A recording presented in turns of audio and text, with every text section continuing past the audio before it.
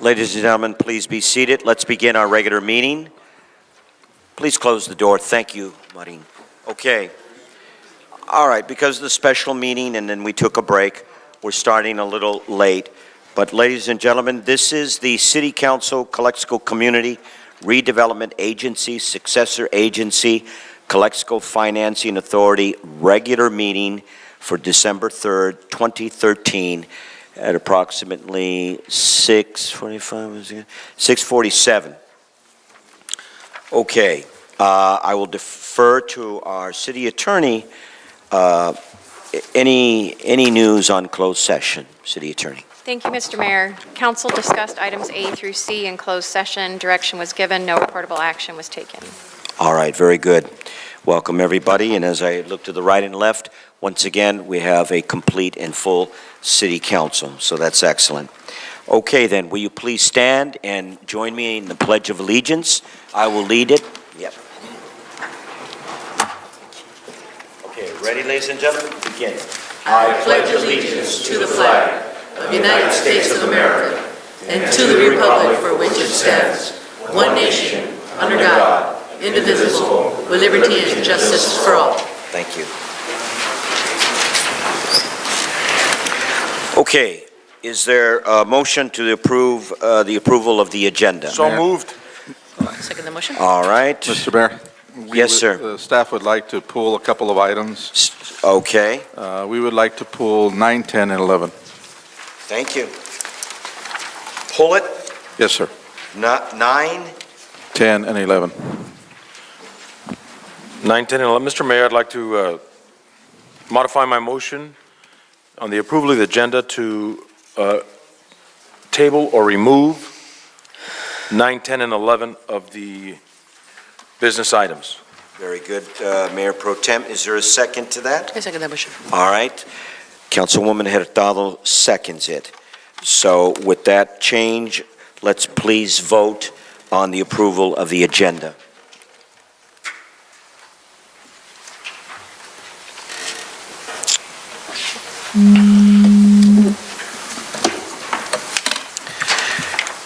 Okay, it passes 4-1 with the dissent vote by Councilman Kim. Okay, moving on. Now it's time, once again, during the regular meeting, for public appearances or public comments. Not to exceed 3 minutes.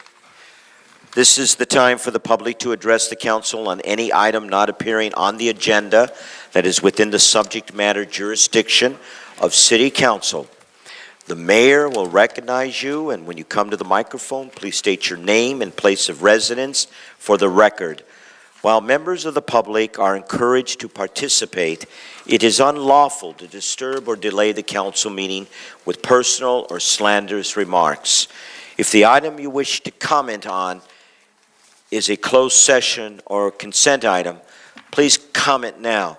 If the item you wish to comment on is on the public portion of the agenda, we will take your comment when we get to the item on the agenda.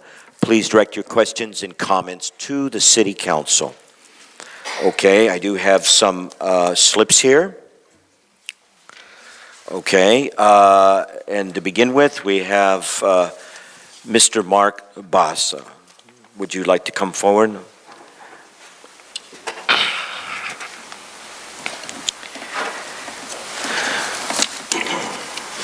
Good evening, Mayor and Council. I handed out a little one-page fact sheet that tells you a little bit about a study we're embarking on.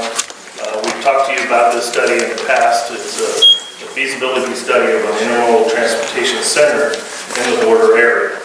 And the goal of the study is to identify a preferred location to place this facility and the type of facility that may be needed for all the transit operators that work in this area or provide transit services to the citizens of Calexico. I wanted to let you know, because we have a lot of public outreach that we're going to be carrying out between December and February of this year, of the coming year, and wanted you to have an understanding that you will be included as part of that effort. We'll operators in the area, and the community, and the business community here in Glasgow. So just wanted to give you an FYI about that. The goal of the study is to be completed in September 2014, and that we will, upon completion of the study, we will then pursue funding for the potential transit center. If, the other parts of the study will identify the cost and magnitude of the facility. So we're very excited about the opportunity, and if you have any questions, I'm available. Any questions? No, there appears not to be. Thank you so much, Mr. I just want to make a comment real quick. Oh, I'm sorry. Councilwoman Hurtado. When Brawley had their cattle call parade, I had the opportunity to see the station, the intermodal station, which is tiny, but you have an intermodal station that you helped build in Brawley.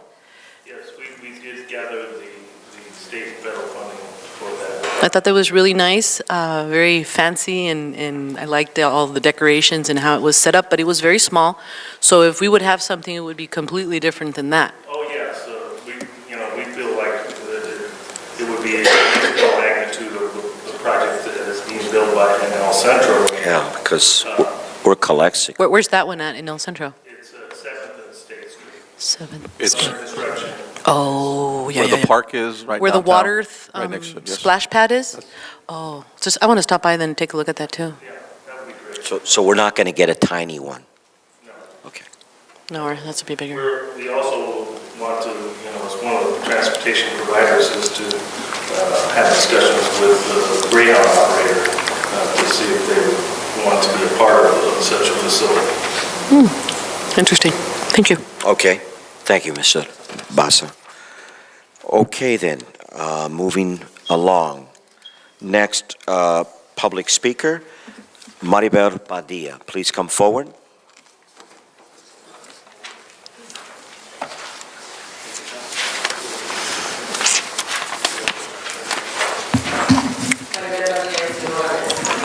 Council, I would like to remind you that as city council members, your job, your title, doesn't stop when you walk out the door. You're still held a higher standard when you walk out the door. It doesn't, when you leave here, you don't stop being there. I'll tell you one thing, if I call Mr. Gaston on the N-word, Mr. Hodge, I'm going to call you on what you said to us last week. I did not appreciate, you might have been upset, or whatever reason. I did not appreciate you yelling at us, what the fuck is your problem? Oh, I didn't say that. Yes, you did. Not that. Oh my God. There were several people there. Don't deny it. That's even worse, Mr. Hodge. You know what I expected? I expected you to say, I'm sorry, and I was bad. No. Don't do it again. I'm not going to say sorry. There were several people. But that's not what I said. Yes, you did. I used the word, but that's not what I said. You said, no, that is what you No, said. I said, what the blank, I can't talk to anybody. That's on the record. There's witnesses. Well, we don't need to argue. Go ahead. Go ahead. Just like I'm saying, if you won't hear something, I'm going to tell you. No. That's not right. You Sorry, I felt harassed, but that's okay.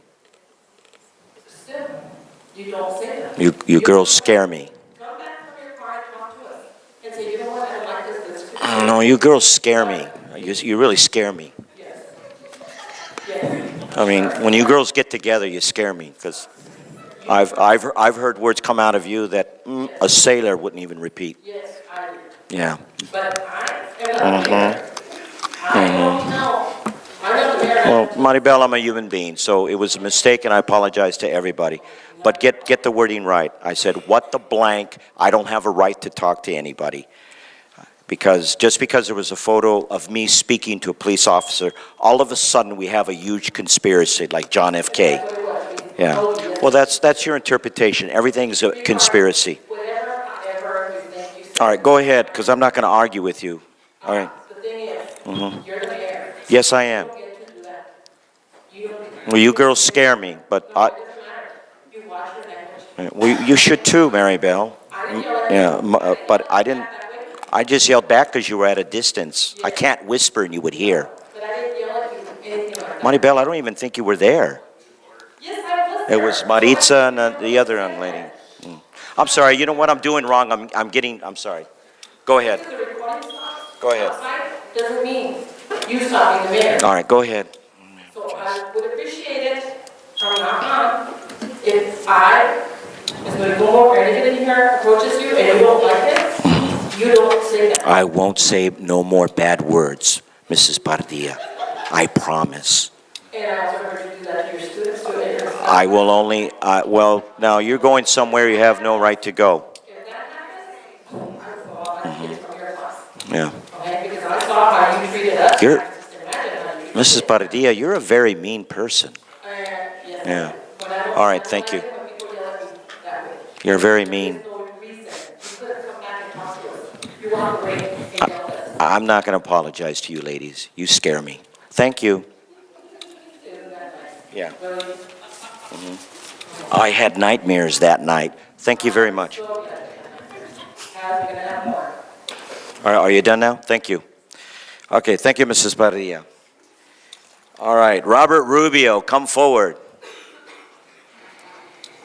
Jesus Christ. This works? It's good to meet you. Testing 1, 2. I didn't say, I said it was a general comment. You girls are something else. Mr. Rubio, please, Thank you. welcome. Good evening, Mayor Hodge, Mayor Pro Tempore Moreno, and council members. My name is Roberto Rubio. I live at 1125 Paseo Camino Real here in Calexico. And the reason for me being here is I like you and I want you to support the change for the bingo ordinance that's in place. I spoken with a few people, and it seems to me that there's like a misunderstanding about how the bingo really operates. Oh, should I stop him? Yes. Robert? Yes. My apologies. Mrs. Padilla, I got scared there. That's okay. Robert, this is item 5. Right. Would you be kind enough to wait for that item? And Oh, then- sure. And then you could speak? Not a problem. My apologies, I didn't see. Not a Okay, problem. and now we also have, yeah, thank you. Okay, we also have a specific item on 6, so, which is the pool, so which I understand then that ends the public announcements. Okay. All right, very good. So now we have a presentation by the City of Calexico and Calexico Unified School District Pool Facilities Committee. Who would like to take the lead on that? Mr. Mayor, I will take the lead, and I'll be assisted by Raul Martinez with the Calexico Unified School District. We'll put up the slides, and we can go through it if you'd like to, in the audience or stay there. Some of you have already seen this presentation. We provided this presentation at the Measure H, and some of you were actually at the dais when we Yeah. presented it. So some of you But we all can have gain already from seen it. it. For the ones who have not seen it and for the public, that's why we're presenting it. Okay.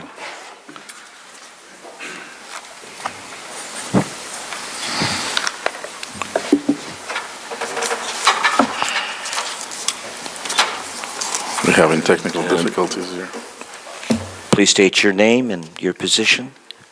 Good evening, Mayor, City Council. My name is Raul Martinez, Facilities Director for the Calexico Unified School District, here today representing the district in regards to the pool committee. Pleasure to have you.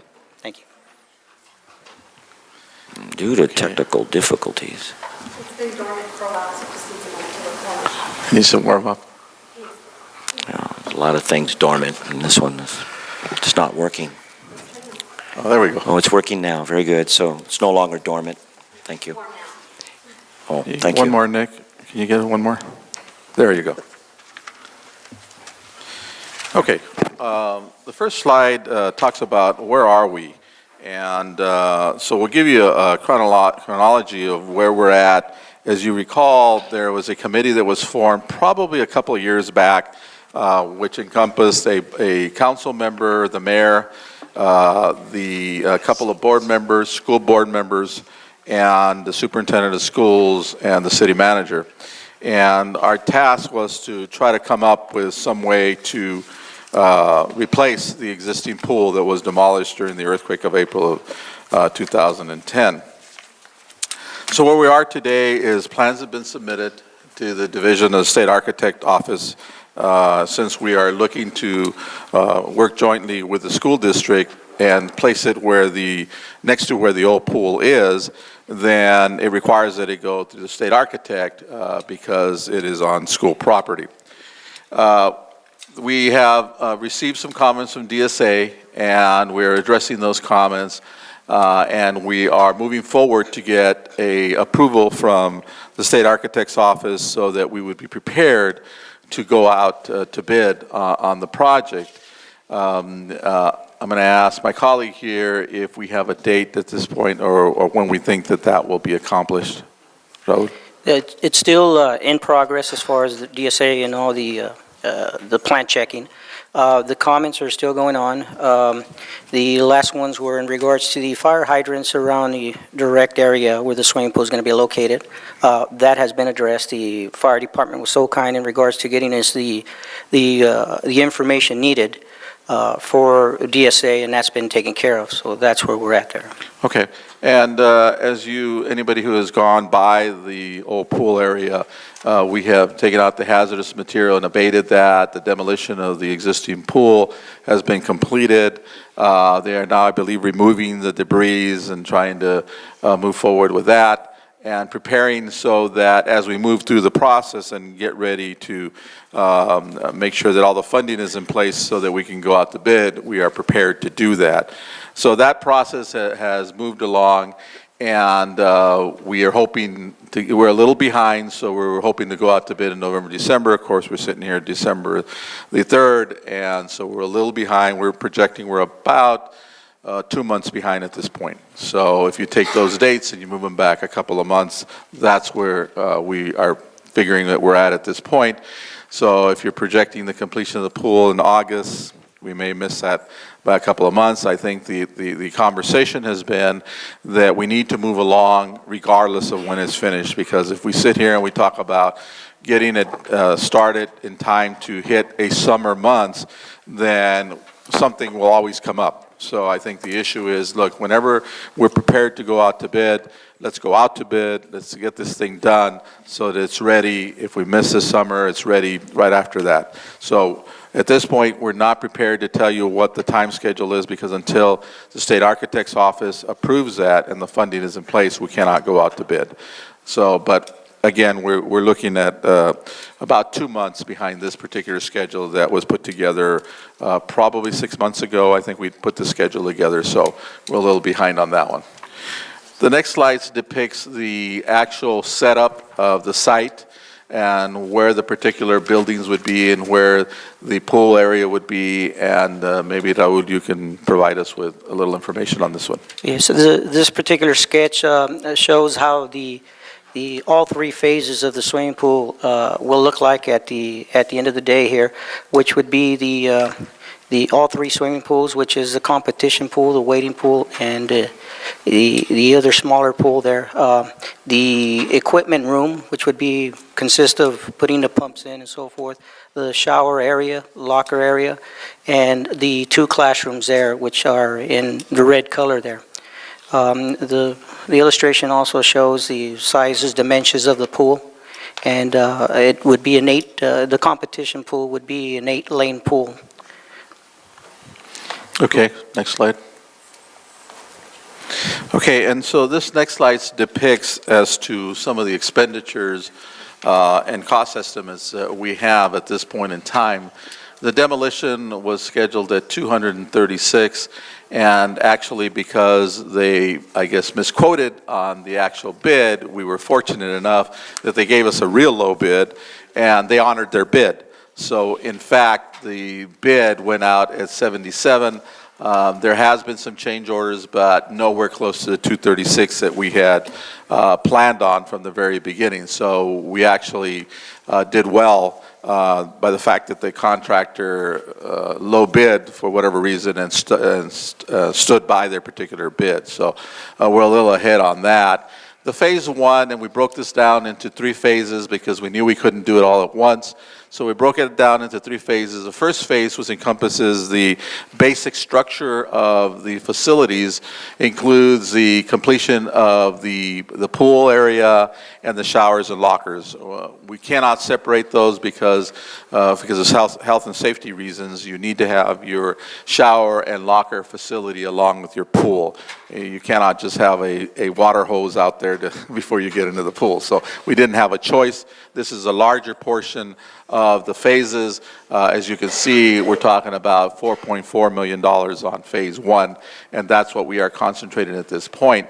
Phase two would then come in with about $1 million, and that talks about a recreational pool, which is not a competition pool, would come in the second phase, and then a wading pool and shades would also come in on that. And when we're talking about a wading pool, it's basically for smaller kids that they can get into the wading pool, and then the recreational pool is, of course, just for anybody that is not competing. And we can use the competition pool for matches, for swim teams and so on, and so we will be able to compete throughout the whole valley and region, because now we will have a competition pool that will allow for the competition to occur. As some of you will remember, back when we had the swimming team, we won't say how far back that was because that'll date us all, but we did have a very good swimming team at one time that would have competition matches at the prior pool. And so we're hoping to revive that, bring back our swim team by providing this facility, and be able to provide for some activity and some new events for the community. The last phase, which is phase 3, was really put in there at the request of the school district. And what that is classrooms that are connecting to the facility, would be right next to the facility. And what that would allow us to do would be if there was events where classroom type facilities would be needed for instruction in an aquatic type of event, that they could be used together. And the advantage of this is that the city in this particular phase would have no financial outlay. This would be done by the district, and the advantage is that by having a joint facilities project, the state apparently provides some monies to the school district to be able to build those classrooms. Maybe you can give us a little more detail on that if you have it, Raul. Yeah, when we get closer to this stage, what the state has, its state facilities, we can go to them and ask for matching funds in regards to the classrooms. And again, it is a process. However, we could get from the state, if everything were to work out fine, is up to 50% of whatever the construction cost would be for these particular classrooms. These 2 classrooms would have a collapsing wall in between, which would work out so that you can, the accordion type wall, which you could open up and use both classrooms at the same time. And I can think of using it for the recreation department during the summer for their other activities that come up, as far as some air conditioning room and so forth. But it is a process to go through the state, something that would take a couple years at least. So the idea was that phase 1 and 2 is really needed to complete the facilities, but phase 3 is not needed. But if obviously we can get some state monies to be able to provide for classrooms that would be available not only to the school district but to the community to use in an event where we needed some kind of facilities to provide for an aquatic type of event, they would be available to us, and the city would have no cost on this particular phase. Next slide. This gives dimensions and so on in reference to the different pools and the depth. Mr. Martinez, maybe you can give us some facts on this. Yes, it's again, it's a sketch. It's just showing all the dimensions, depths of the pools, and it'll show all 3 pools here: the wading pool, the competition pool, recreation pool here. Okay, and can you give us some dimensions on depth of the competition pool? The competition pool, I believe the depth would be 8 feet deep in that range. Okay. Next slide. Okay, and this is some of the funding that we've been looking at in reference to how we can try to approach phase one and at least get that going so that, the youth and everybody in the community can enjoy a facility of this type, which we no longer have.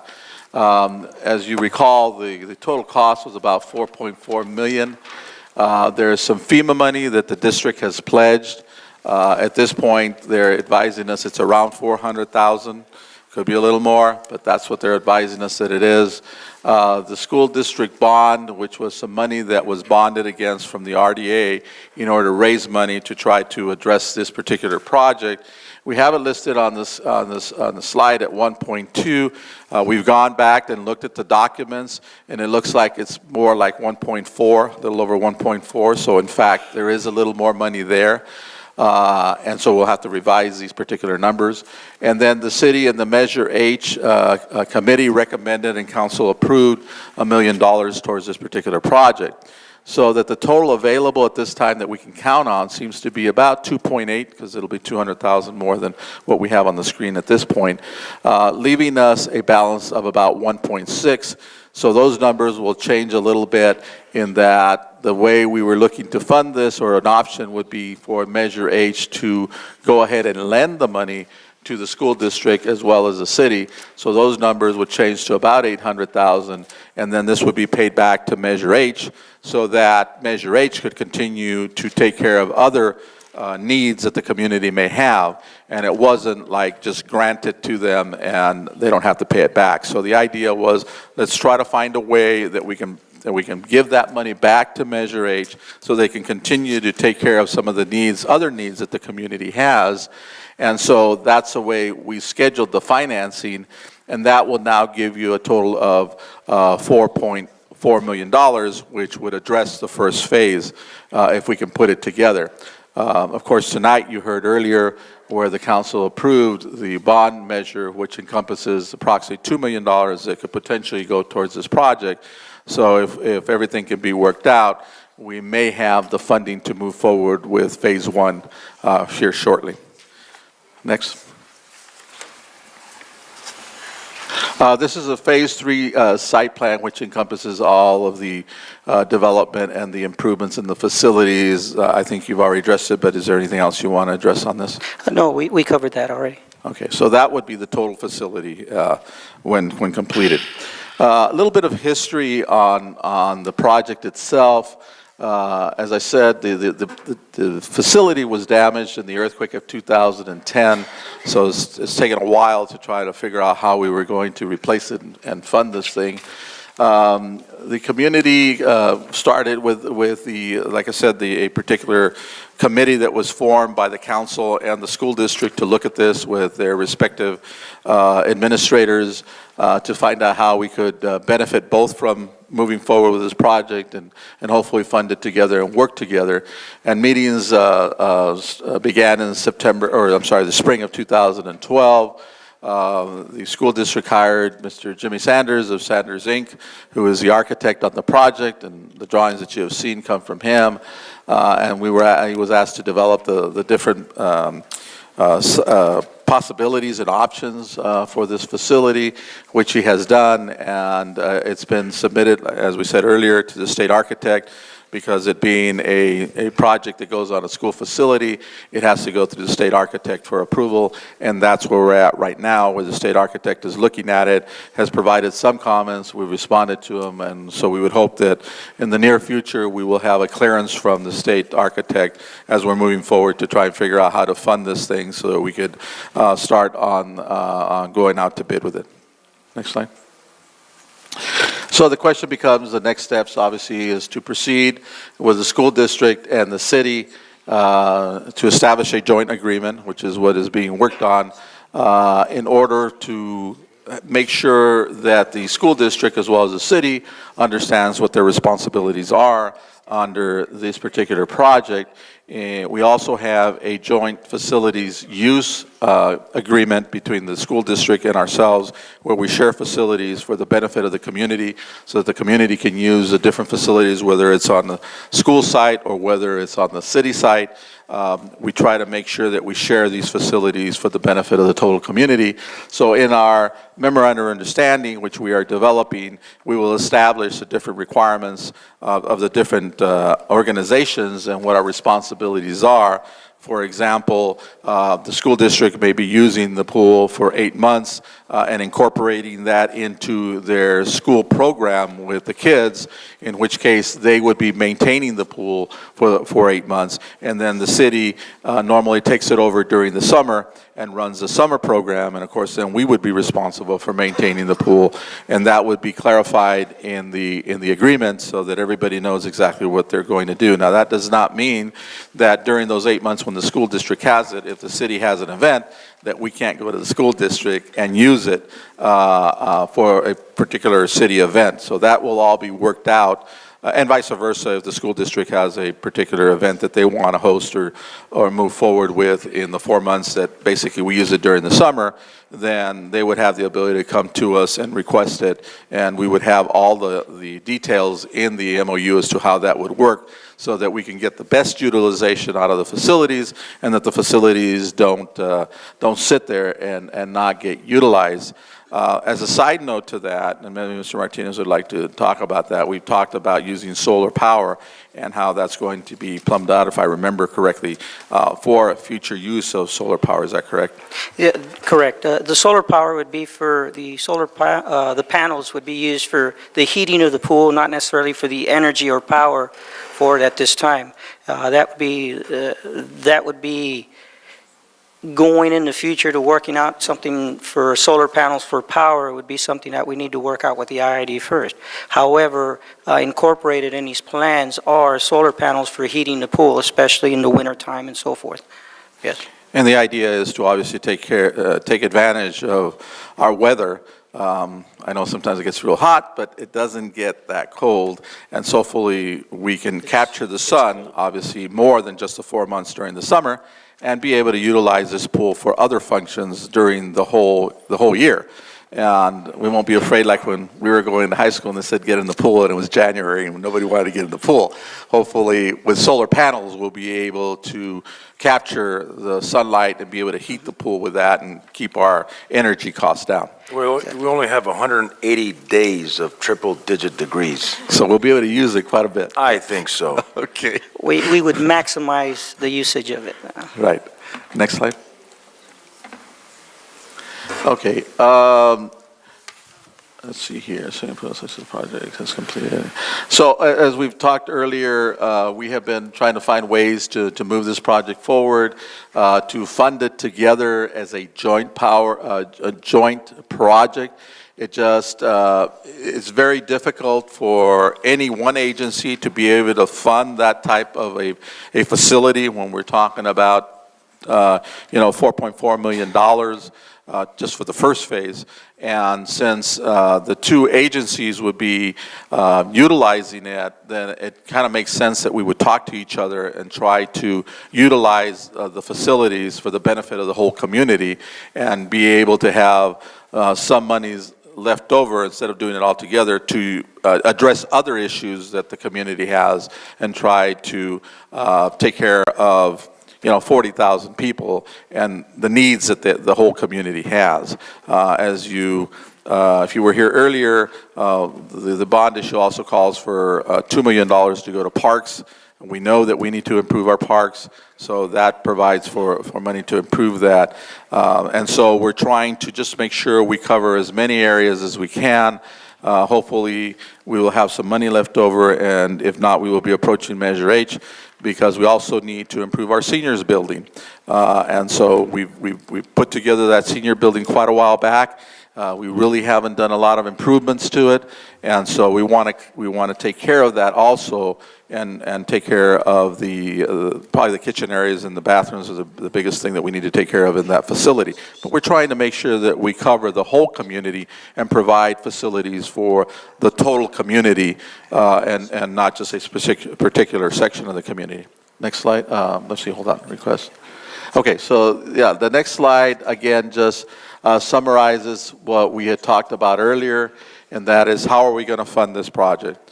Well, we can tick off the first three, and in fact, on the first three, the second item would actually go up by 200,000, and hopefully we will be approaching Measure H soon as the bonds are sold and they have the ability to consider it, so that they can hopefully consider providing the loan, if we can do it that way, provide the loan for the different agencies, so that hopefully we can move forward with this project. Next slide. Is that it? Okay, that's what we have. We wanted to make sure that we gave you a summary of where we were. We've been working on this project, as we said, since the spring of 2012. There were some issues with the school district when they had to address certain issues, so it slowed down a little bit because they needed to address certain issues. And but it's picked up again, and we believe that we have a project that is reasonable and that can stand on its own and will be beneficial to the community. So we're hoping to move ahead and break ground soon, I would hope. I know that, I've been asked, when is this going to happen? Well, we're moving on it. It doesn't happen overnight. It takes a lot of people to make these things happen. And so there's a lot of people that are involved, but we are moving forward, and we wanted to share this with the community so they know that we haven't forgotten that, and we're moving forward with it. Mr. Mayor, if I may ask the question. Yes. This is a definite need for our community. I'd mentioned 180 days of triple-digit degree temperature in Calexico.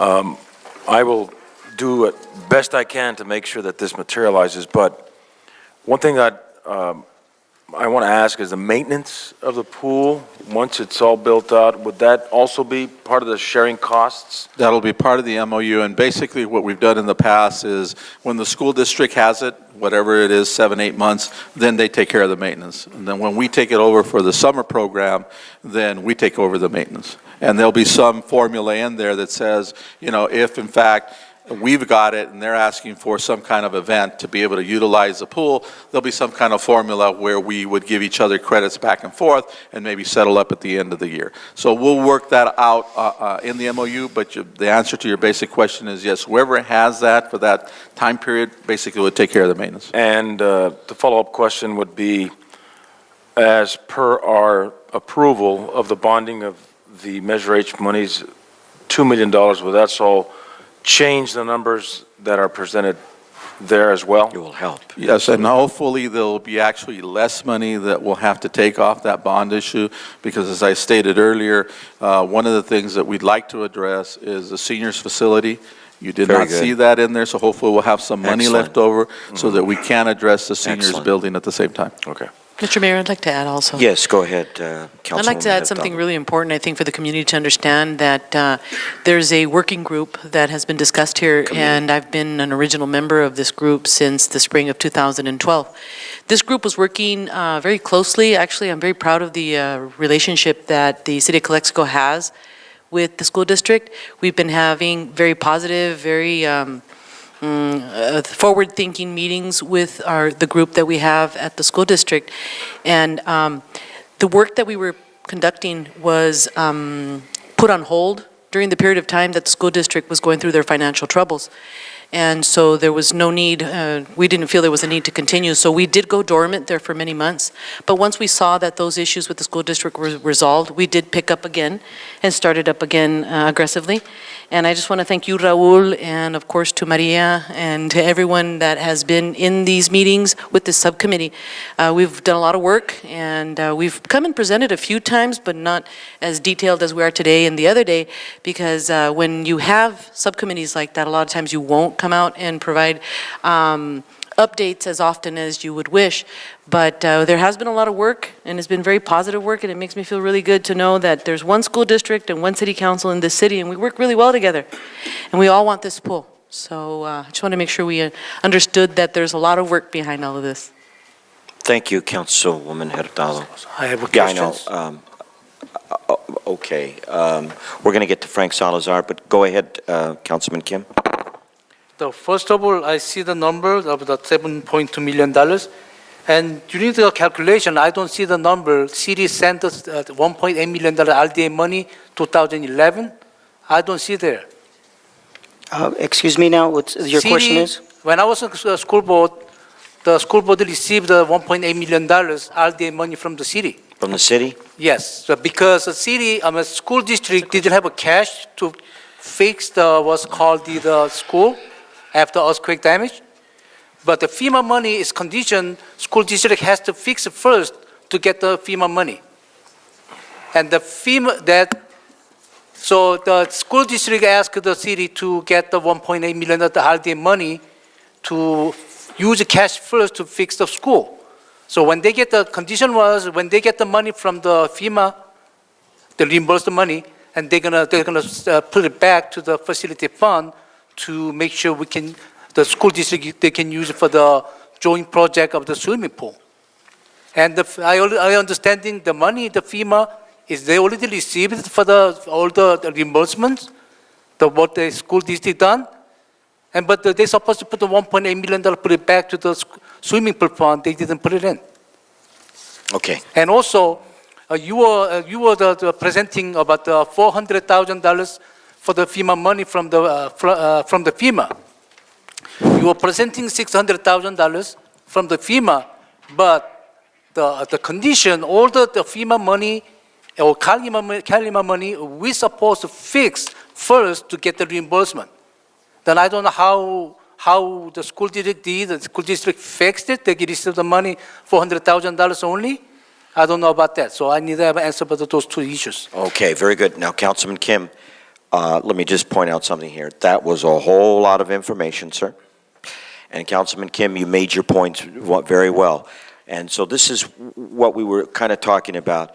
So Councilman Kim, he's going to respond, and once he responds, unless you need really clarification, that's it. There's no argument. There's no entanglement here. So go right ahead, sir. Do your best to respond to Councilman Kim's concerns or insights. For the record, last time in Major H meeting, I was sitting as the Commissioner Sonia Redona position, but I asked them. At that time was Superintendent Maria Ambris. She didn't know about that. She's gonna look into. She's gonna answer. Okay. The money More supposed information. not spend it. They're supposed to Okay. money put it back for the swimming pool. All right. Okay. Lots of information. Just respond, and then we will move forward.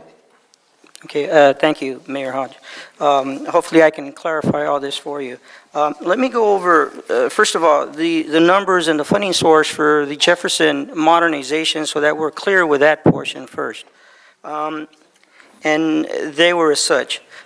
From the district side, from Fund 35, which is for capital improvements, they put in $774,000 and $586 dollars in regards from that fund, and it was a combination of different funds to get the funding together for this modernization, and I'll get to the earthquake money or the FEMA money that came in to do the repairs as needed after the April 4th, 2010 7.2 earthquake.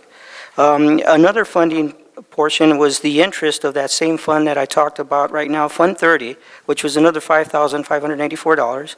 From the redevelopment at the time, we received $1,859,414.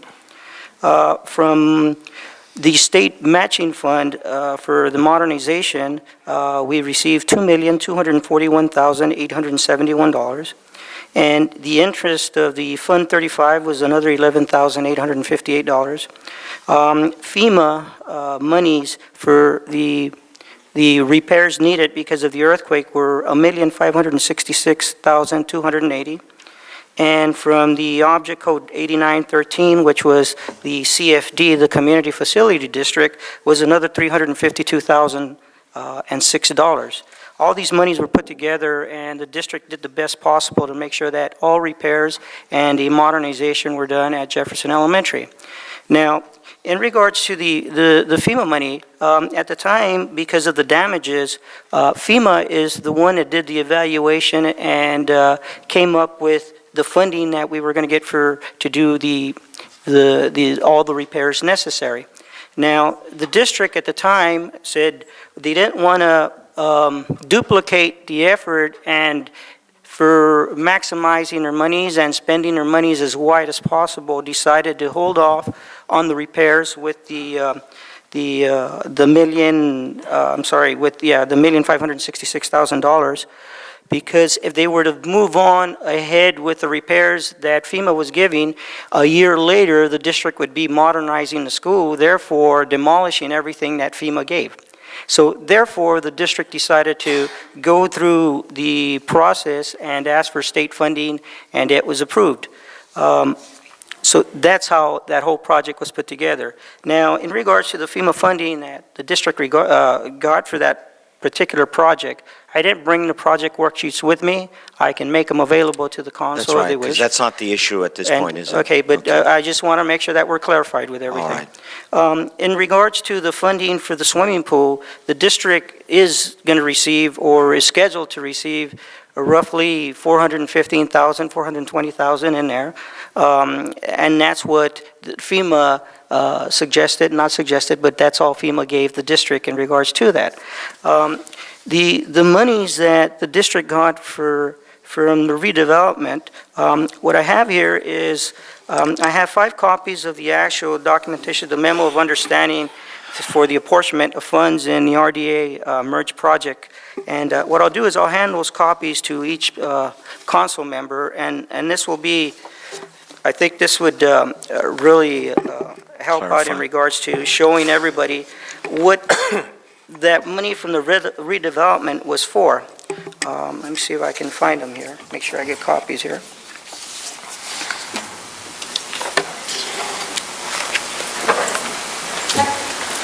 Oh, thank you. So, Mr.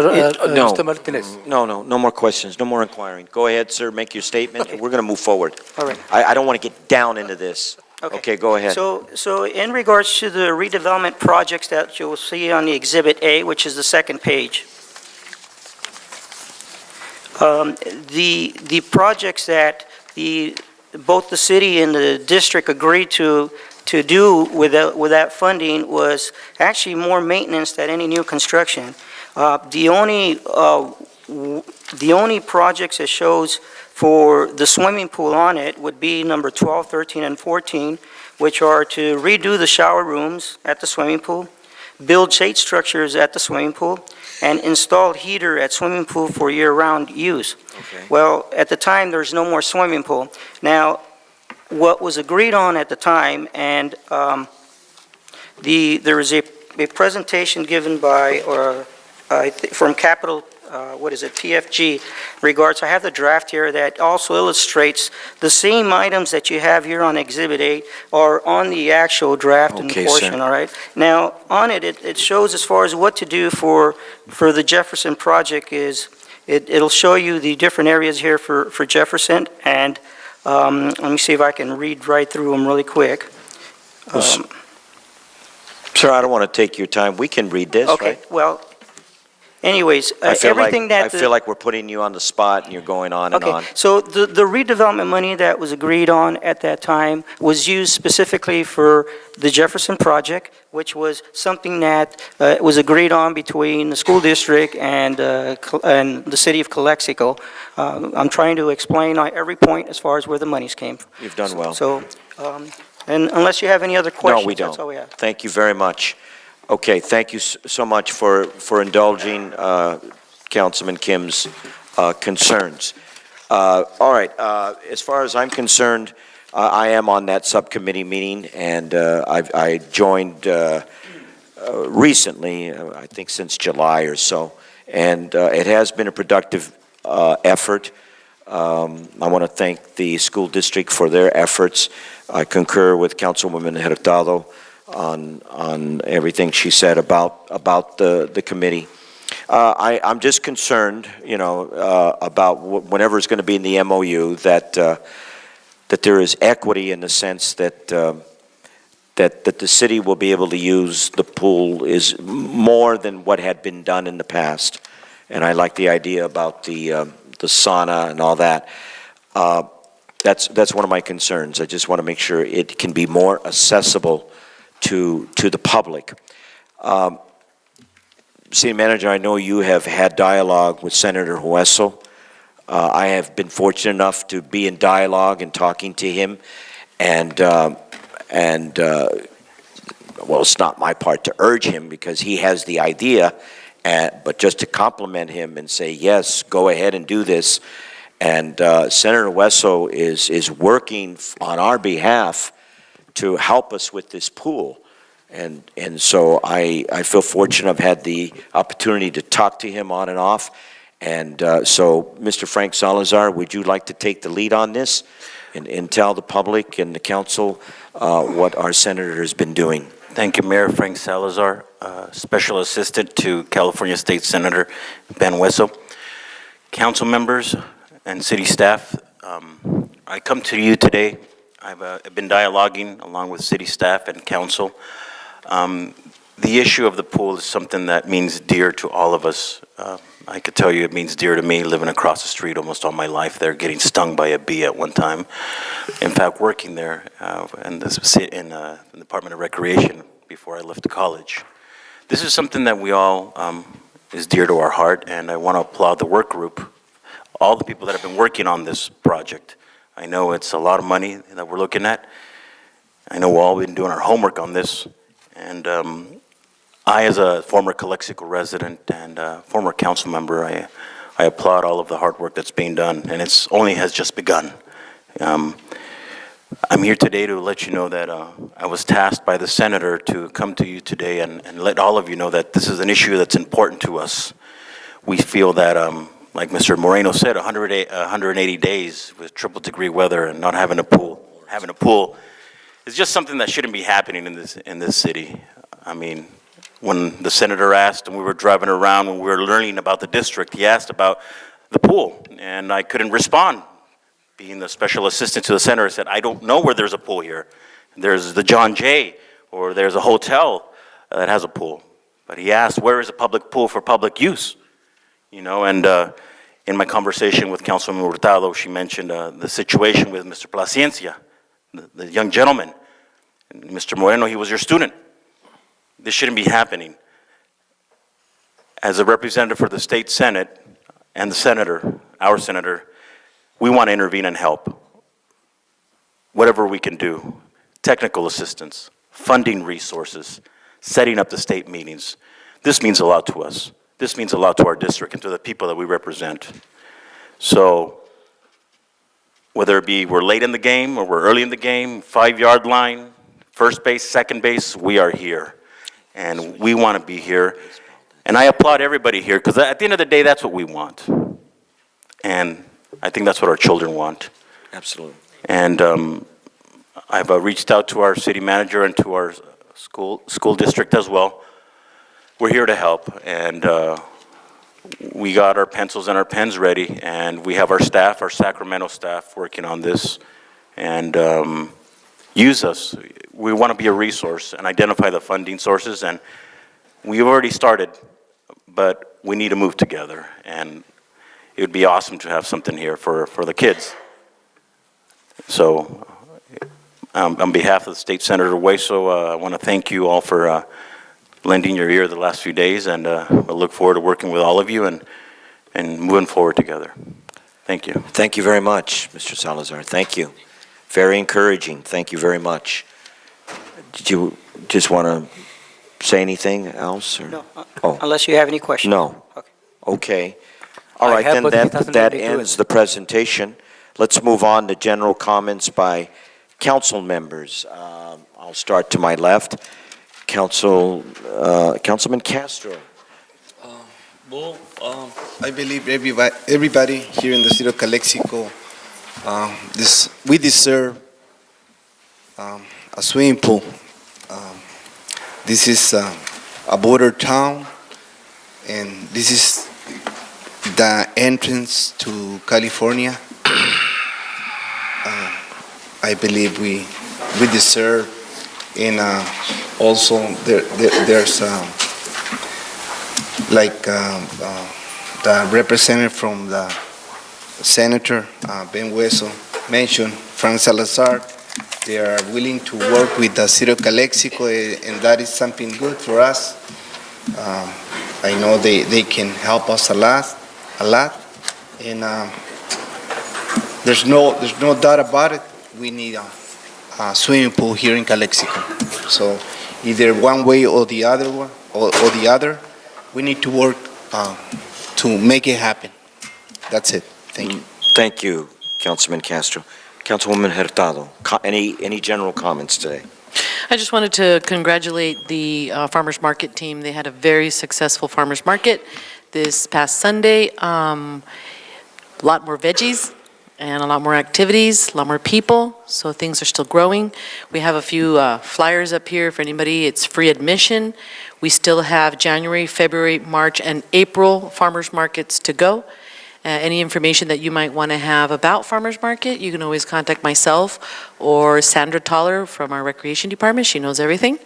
And to continue to support these types of programs. Just a reminder, we are accepting volunteers and donations because we are on zero budget. So we are making miracles out of nothing, but that's good. I think that's it. All right, thank you, Councilwoman Hurtado.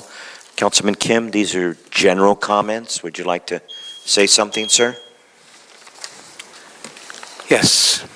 First of all, I'm thanking for the State Senator Huesos to intention to try to help us. And we are looking into, as a city council member, we have to looking into working together to bring the benefit Correct. for the community. Good. And one thing, as a council member, I believe this is my full 1 year's terms. Today is 3rd. I sworn in the 4th of December last year. So today is actually complete full 1 year's anniversary. Is that true? Congratulations. Congratulations. I can't Thank believe you. a whole year's gone by. Swiftly. Seems like speed. 10. So try to not to kill the time. You limit the time, you just are stealing Sorry, my time. And your birthday's coming up, sir. Sorry, Okay. go ahead. What I struggling with the fellow council member, they're misunderstanding our needs, obligation, plus how we gonna provide the service to the community. There always has to be balancing. And last 10, 11 years under the council, the history, using the bond and debt, they borrow the money to cover the debt. They keep on doing. They just need 4 years they've been doing there. They just need to running look good. They can be bragging to the community. Councilman Kim, What- don't you want to say that on your item, what you're saying? No. Well, I just want to briefly. Or you're not going to repeat it, Yes. are you? Okay. Sorry. Go ahead, sir. We'll give you more time. I See, interrupted. it's just like it's interrupting. No, you get Yeah. more time. So I just when thought- people talking, when you interrupting, they cut the how to say that. You now screaming my brain. I apologize. I certainly don't want to scramble your brain because Don't worry, you're not only one. Mr. Moreno doing once in a while. Moreno's brain is scrambled. Okay. But go ahead, sir. I am so sorry. Go ahead. We're supposed to try to spend money in the way we're supposed to. We just focusing how affecting to try to not to bring the debt. Debt is the last one to deal with it. Actually, I'm gonna share a little bit my embarrassing my business experience. I've been doing same way. I create the debt to bring the merchandise and selling to cover the other debt. But I was very struggling. When the comes bad, I couldn't handle. So I almost closed my business. I have to go to Las Palmas again and start again. The last couple of years, I've been working hard to not to try to create the debt. Right now, every yearly basis, my business keep growing. I like to share our community. We have to do diligent to fulfill our obligations, not creating debt for the future. That's our best option. Sometimes we necessary, but I understand we need necessary, but we should not do that. And also, it's just like council members, they should not eliminating when the discussion time. It's public comment, You can limit 3 minutes, 5 minutes, whatever. But when the discussion, discussion is like they exchanging their idea, exchanging their opinion. They should not Councilman to Kim, stop it. your time is up, sir. You see, that's not like it. but That's a we ha- stopping. And I gave you the extra time, sir. Thank you very much. Let's move on. Oh, already had, so everybody here? Okay. I don't, my general I'm sorry, we didn't get to you? No, I've I'm got a sorry. couple of things. Mayor Pro Tem. Thank you, Mr. Mayor. You're quite welcome, sir.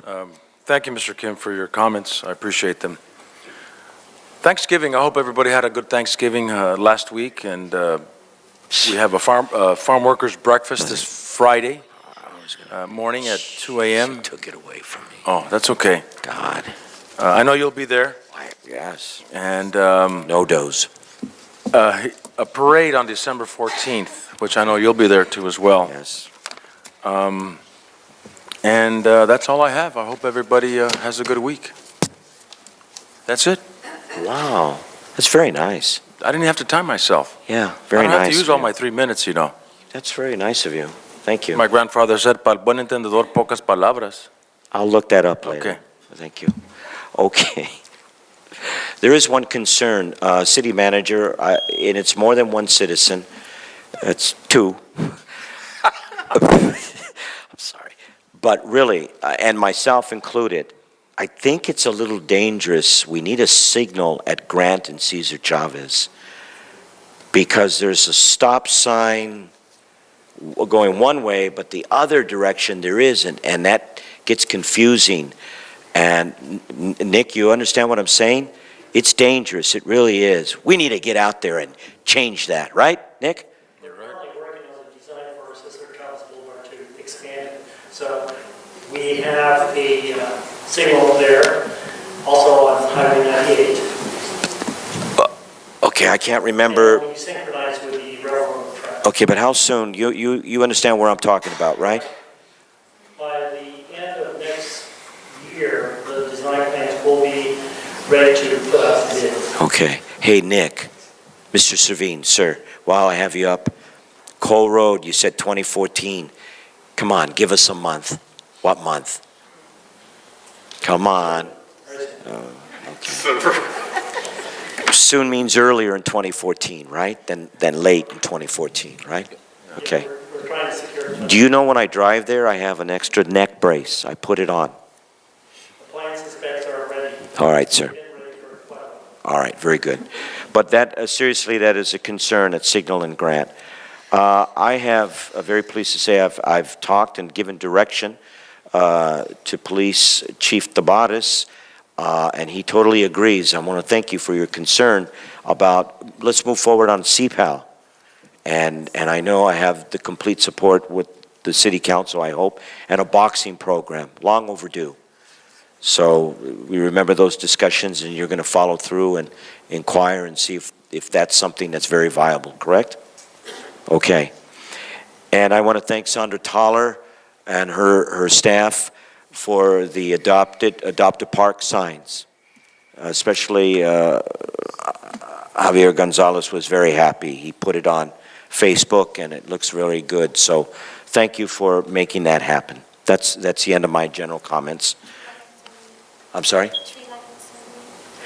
The tree light ceremony, yes, will be this Thursday at what time now? 5 o'clock. We want to welcome all of you. Bring your children, bring your family. Okay.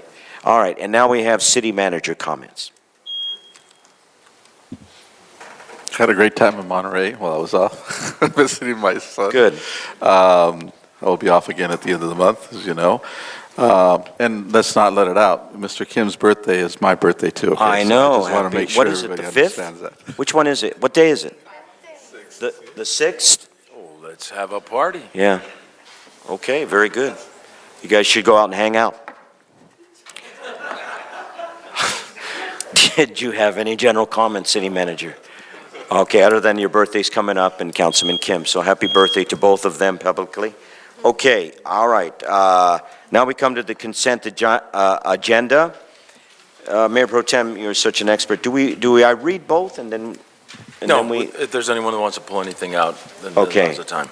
Okay, Otherwise, I so motion- is there approval for the consent agenda? So moved.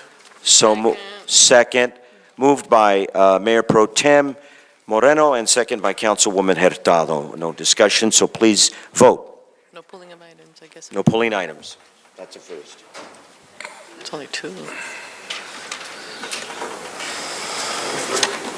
All right, very good. Nice to see we're together here. Okay, it's unanimous. All right, now we come to business items. Business item number 3, discussion and/or action on consideration on cancellation of January 7th, 2014 City Council meeting or moving it back to January, I said first, January 7th, and moving it back to January 14th, 2014. In other words, let's cancel the meeting on January 7th, and let's have it on January 14th.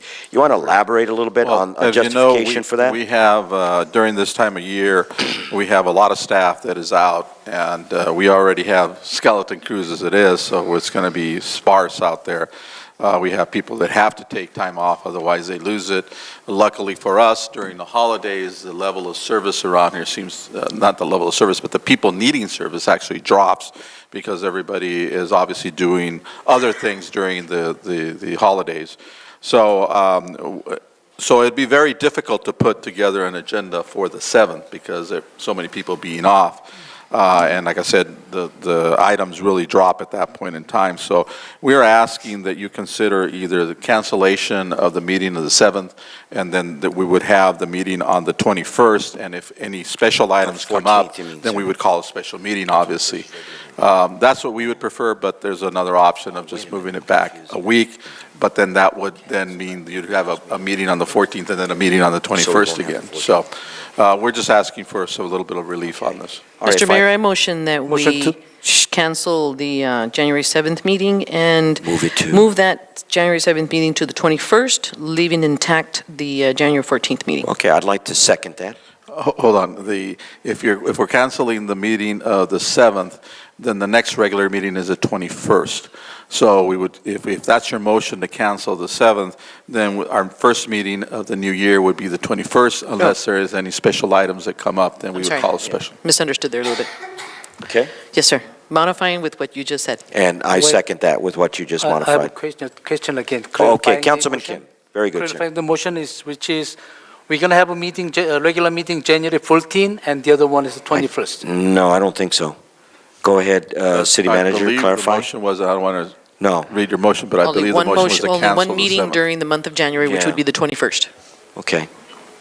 All right. Okay. Yes, what about if we need a special meeting? That's what he said. Time? He Yeah, if said we that have would any be items that available, we sir. need, we'll call a special That would meeting. be available. Okay. Certainly. So Okay. that's going to be available? Yes, certainly. Okay, so I have some comment on that. Okay, very good, Councilman Kim. Okay, the regular meeting, the first of all, regular meeting, only the time of the general public can come to say what is not on the agenda. So if we eliminating regular meeting, that means eliminating people, they can talk issues not on agenda. And second reason, we have, I believe, we're gonna have about a month without meeting, just the 14th. More than months we have without meeting, that's the first time we have it. We might have to share the agenda for the two meetings. So I like to keep the moving to the 14 regular meeting, but I like to keep the 21st regular meeting. We can share the agenda for make sure we don't have one meeting to hold a heavy load on it. And second, and the other reason is the public has chance to come to say something what they're concerned, which is not on the agenda. I believe he's trying Okay. to say the same thing that I'm trying to say, and that is also followed up by the city manager, where we'll go ahead and confirm the 21st, and if there is a need for a special, we definitely do a special. Not very Well, difficult. that's not what exactly Councilman Kim is saying. No, I'm saying that my motion Right. said that, And and then that's on the floor. supported by the city manager, that if there is a Yes. need for a special, we'll take care of a That's right. special. And Councilman Kim, we must respect and entertain that motion first. Yeah, I Okay. understand, but not my discussion time is like I'm talking about the Right. reason I'm not agree No, with we it. understand you're against it. Yes, against it because we eliminating the public comment time, one meeting, the regular meeting, they the only to come to Okay. say something is not on the agenda. All right, thank you, sir. But let's carry through on the motion that's on the floor. It was made by Councilwoman Hurtado. Do you want me to repeat it? Will you please do that? I motion to cancel the January 7th meeting. We're going to move it then to the 21st of January, Well, and that's the if regular need be, then we would schedule any special meetings. Okay, understood, City Manager? Is that right? Okay. So All we're right. gonna have a 21st meeting, not Yes. the full team. Okay, is there, I don't recall. Is there a second? You seconded it, Mr. Mayor. That's, it was me. Okay, I second it, so please vote.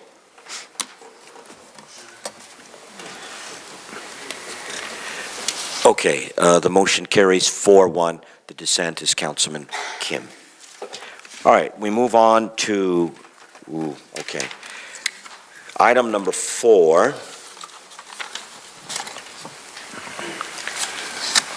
One second, please.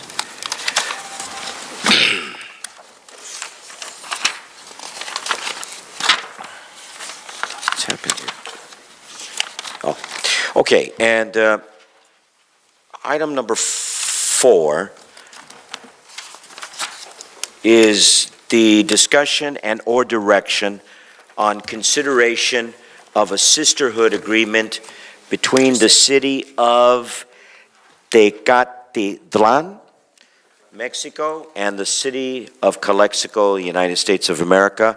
I had initiated this in discussion with Frank Salazar, just to note that this city is, I believe, Frank, you told me the birthplace, right, of Senator Hueso? You want to elaborate? Don't fall, sir. Do you want to elaborate a little on this before we move forward? Not the birthplace, but his hometown. Oh, it's his family's hometown. family's hometown, and thank That's you. fine, it can't be his birthplace. Right, we're going to be a Yeah. senator. Well, thank you for putting it on the agenda. This is something that's near and dear to the senator. As you know, he came down to the Mariachi Festival and was amazed that a lot of the cultural aspects of the Mariachi Festival in the city come from Tecalitlan. He was surprised.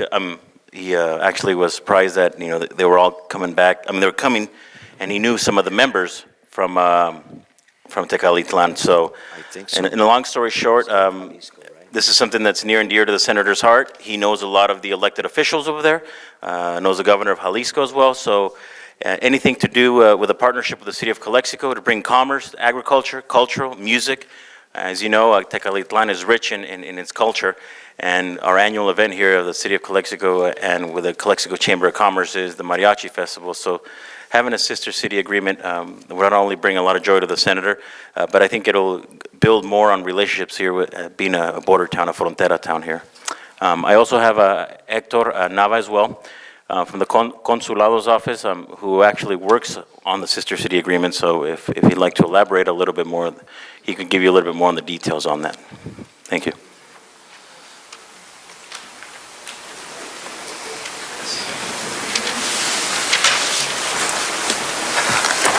Good evening, Mr. Mayor, and good evening to all the council members of the city of CoCLXC. Good evening, ladies and gentlemen. Just to confirm to you that the Consulate of Mexico is very pleased to support this initiative. As Frank has mentioned, any sister agreement has to be walked through by the Minister of Foreign Affairs in Mexico City because it's a federal matter. So we are working closely with the city of Tecalitlan. It's a small city in the heart of the state of Jalisco, as you mentioned it, in order to put together this sisterhood agreement as soon as possible.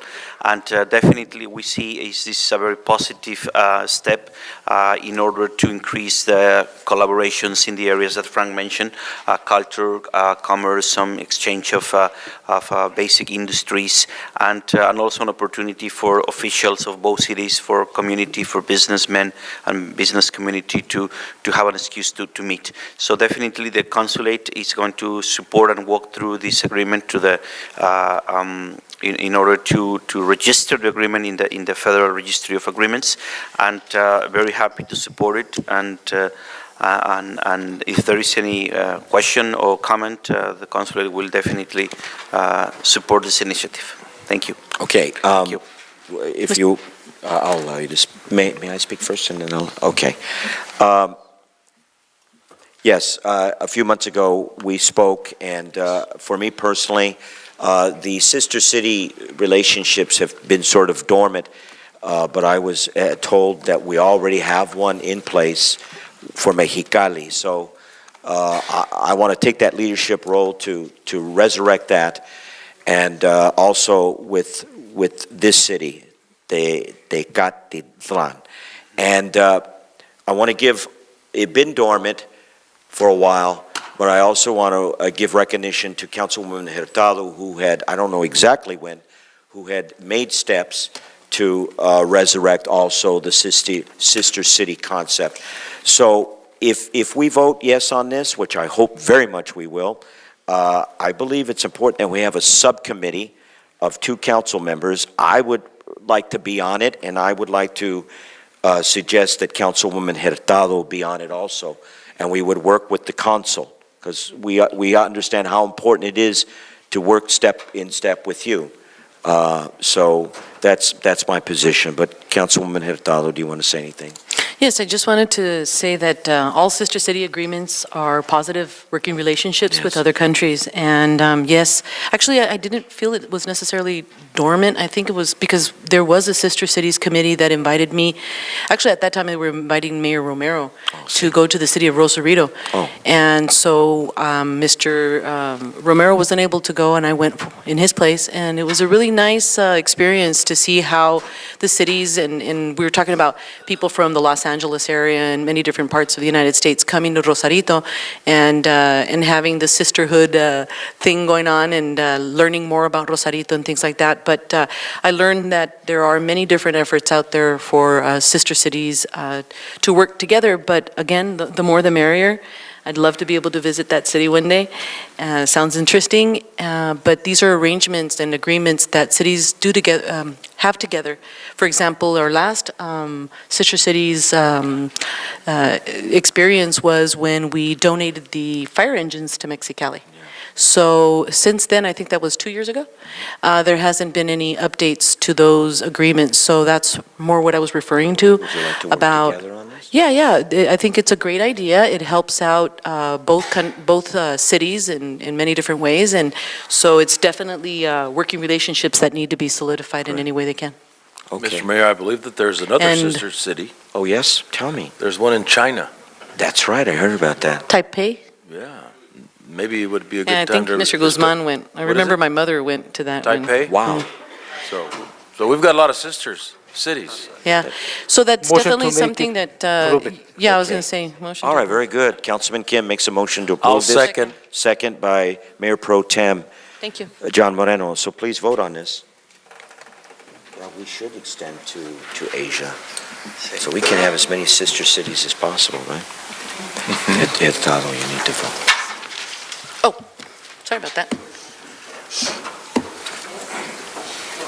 Okay, very, very pleased.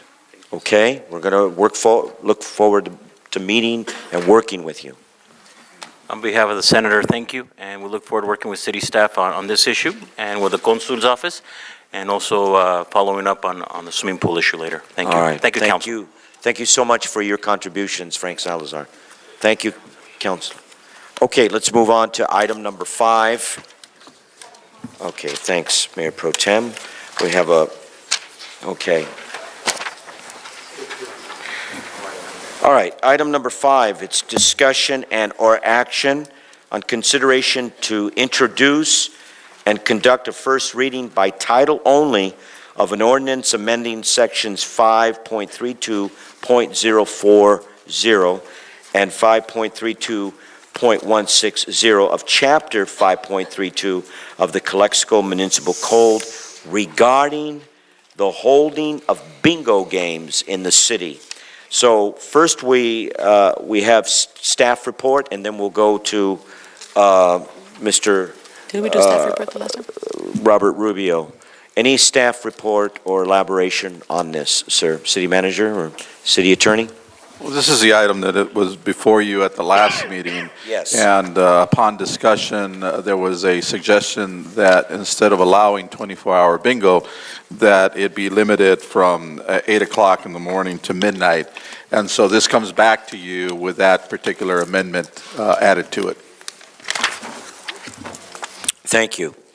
Now, and finally, Robert Rubio, your time to speak, sir. Yes, thank you, Mr. Mayor, Pro Tem Moreno, and council members. Again, my name is Roberto Rubio, 1125 Paseo Camino Real, and I'm here on behalf of the amendment for the change on the hourlies of this bingo. And the reason why I'm here is I'm one of the first people that brought the bingo issue here for charity here at the CoCLXC Elks Lodge. And I was very proud to bring it in because I knew it was going to help the community, it was going to help the charities, bring more money to our communities, to the needy here in CoCLXC. The only problem that I had back then was the hourly. The hours that we could operate were very limited. We wanted to change dates, change hours. Well, we couldn't because we were very limited. Now, that was back then. The Elks are no longer here with us. And now we have an empty building. And there's a company that would like to come down here and do business here in our city, create jobs, renovate the building, and invest money so that our charities here in our city can benefit from it. And I think being past president of the Chamber of Commerce here in CoCLXC and have been past president of the Imperial Valley Chambers of Commerce, our jobs is to bring jobs, is to bring businesses here to our city and to help them stay here and get the economy going.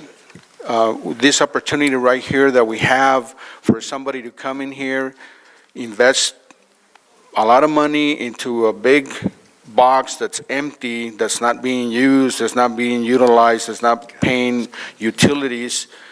In order for a company to invest big monies and to employ a lot of people, they need more flexible hours so that they can decide whether to start the bingo at a certain time and then move it to different hourlies until they are here to be in business. Now, if we limit a company in hours so that you tell them, you can have a business here in CoCLXC, but you can only operate from this time to this time, and that's it. I think that's telling a business that they're going to fail, or that they have no choice but to do it in those hours, and I don't think that's right, personally. And I think we're all here to help our businesses. We want businesses to know that CoCLXC welcomes any business that wants to come in, employ people, and try and do good for our community. And for that, I'm just hoping that you choose more realistic hours for our charity hall that's going to be here in CoCLXC. Having said that, it's just nothing but a win-win situation for our charities here in CoCLXC, which we have many. You have a letter in front of you demonstrating that there's at least 20 listed there, but there's more that can benefit from this bingo.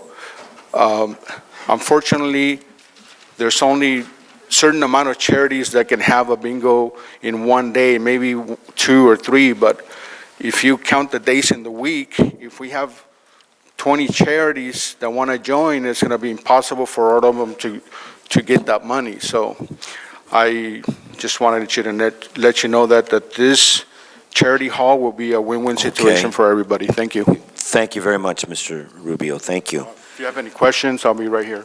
Okay. All right, then. Is there a motion? Motion to not to approve it. Second. There's a motion not to approve it, and there is a second For discussion. for discussion. Okay. Mr. Mayor, I believe that Mr. Rubio has mentioned some outstanding reasons as to why we should honor the request of extending the hours from 8 a.m. to midnight, 7 days a week. This is what the county ordinance is. Mr. Kim had mentioned at one of the meetings that he thinks that people will get addicted to bingo and I'm addicted to coffee. will make poor choices in their lives.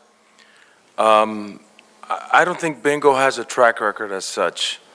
I think bingo is a friendly game of chance that is enjoyed by many seniors as a pastime.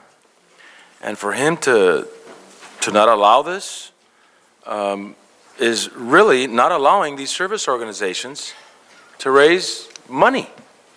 And that's what it's about. 80% of the funds, I believe, that are raised by a bingo event go back to that charitable event. So if he wants the CoCLXC High School Band, the Booster Club, the American Legion, Little League Baseball, Pop Warner, soccer, Save me Neighborhood some, House, save me some. Catholic Charities, Save me some. Senior Citizens, Catholic Schools, Veterans of Foreign Wars, Save me the some. Desert Valley Bandits, the Baja Runners, all these groups to miss out on opportunities to raise funds. And those funds go where? Those funds go back into the community. To the in children. in many forms, in scholarships, in assistance with recreational facilities, in many, many areas. It brings activity to our downtown, which Mr. Lalo Lopez can say has really diminished. But I see this as something good, something positive. 3rd Street and Rockwood is a corner that was thriving at one time. Now it's dead. And you want to keep it dead? I don't know where this is coming from, but I am totally against the motion to not allow this. And I think that we as a council should allow our public service organizations a chance to make money. Thank you. Thank you very much, Mayor Pro Tem. Okay. Ditto on everything that Mayor Pro Tem has said. I know there is a legitimate concern about addiction, but most of Americans are addicted in one form or another. I'm not making any excuse, but I don't, just like he says, I don't think that bingo is a debilitating or real harmful activity. And I like the idea that it's going to bring activity downtown. As mayor, I'm going to start taking the leadership along with my city council to revise downtown. If we could do Grand Plaza, we can redo and make downtown better. And I think with the bingo, it would definitely be an addition. So I really, really hope, we know, Councilman Kim, your concerns, and Councilwoman Hurtado has seconded your motion. I'm a little surprised on that, but I respect your reasons. Mr. Hodge, Yes. first of all, Well, no, let me finish. no. Let me finish, please. you are the chair. You're it's- supposed to let the members talk first and you don't. No, I don't think so. Let me finish. Okay, so I am for this, very much for this, Councilman Castro. I think that, all of us want business downtown, and I think this is good. And again, it's going to benefit these charities, and it's a list full. It's a list full. Pop Warner, all seniors organizations, CoCLXC Desert Bandits, CoCLXC Police Athletic League, CoCLXC Teachers Association. So I would like to see this pass, but anyway, there's a motion not to approve it. Okay, that's the end of my discussion, so. Mr. Hodge, can I Yeah, talk now? go ahead, sir, Okay. yes. You see, they don't have the counting, mine is counting only. This is how they are doing it. There's clearly, they try to not to make me not to talk. Okay? And you are, as a chair, you're supposed to give the member first. Let me and then you're take the notes last on one that talking. first, sir, please, let me take notes on that. And by the way, the state law clearly showing that bingo can be gambled. That's why regulating. State law regulation self is saying it can become gamble. We cannot allow some people to come into the open so much hours and almost 7 days a week. That can be gamble. They saying that fundraising, a lot of the entities, they have their own way to fundraising. They don't have to go through the gamble. And the business, we need a business to more constructive business coming to the downtown to build it. And we're not doing there. We have to look into the different avenue. I'm very sad, Mr. Hachi, Mr. Moreno, you are educator, you are supporting the gamble. I'm sad to that. I'm looking worried forward to about the casino, our sir. education system in our school district. Games of chance are studying statistics, Mr. Gamble, Okay. 1 minute, 37 seconds, Councilman Kim. you see how they were acting like this? I'm worried about our children's education in the school system.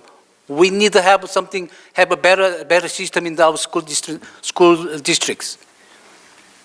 We're supposed not supporting the gamble. And the person who come to my place to try to convince me, they only break the brown egg, they meet all the council member. And the other one, when I'm not agreeing with them, he said, I'm not educated. He said, if you are educating person, I'm not, and then I still don't approve it. And the person who come together, they're kicking my store displayers. I was intimidated by them. But I'm standing strong, what I believe. I should not allow possible gambling business come to the downtown and in our cities. So are you going to let the casino go away? Don't interrupt, sir. We've already approved the casino. Mr. Mayor Pro Tem, he still I thought has it was time. done. No, he's not. There's a casino. You talking about the casino? I was against it. But they approve it. When they're coming in, I have to look to all of my power to make sure, set the security rules for our young generation people, make sure to get protect from there. Well, that's a good sign. All right, thank you. Are you through, Councilman Thank you. Kim? Okay. Anyone else want to have a discussion on this before we vote? Okay. All right, so this is a motion to not approve this item. All right. Should I read it again? No. No, we No. know what it is. It's just We know extending what it the is. hours. So it's not to approve. So if you're going to So- not approve, you're going to vote yes. If you're, is that- And you're going to limit the hours just 2 days a week instead of 7 days a week. No, but they want a motion not to approve this, John. Right, it's just a motion not to approve. Not to approve the So whole you're not- thing. They're saying not approve it. So if you get 3 votes, the 3 yes votes, They win.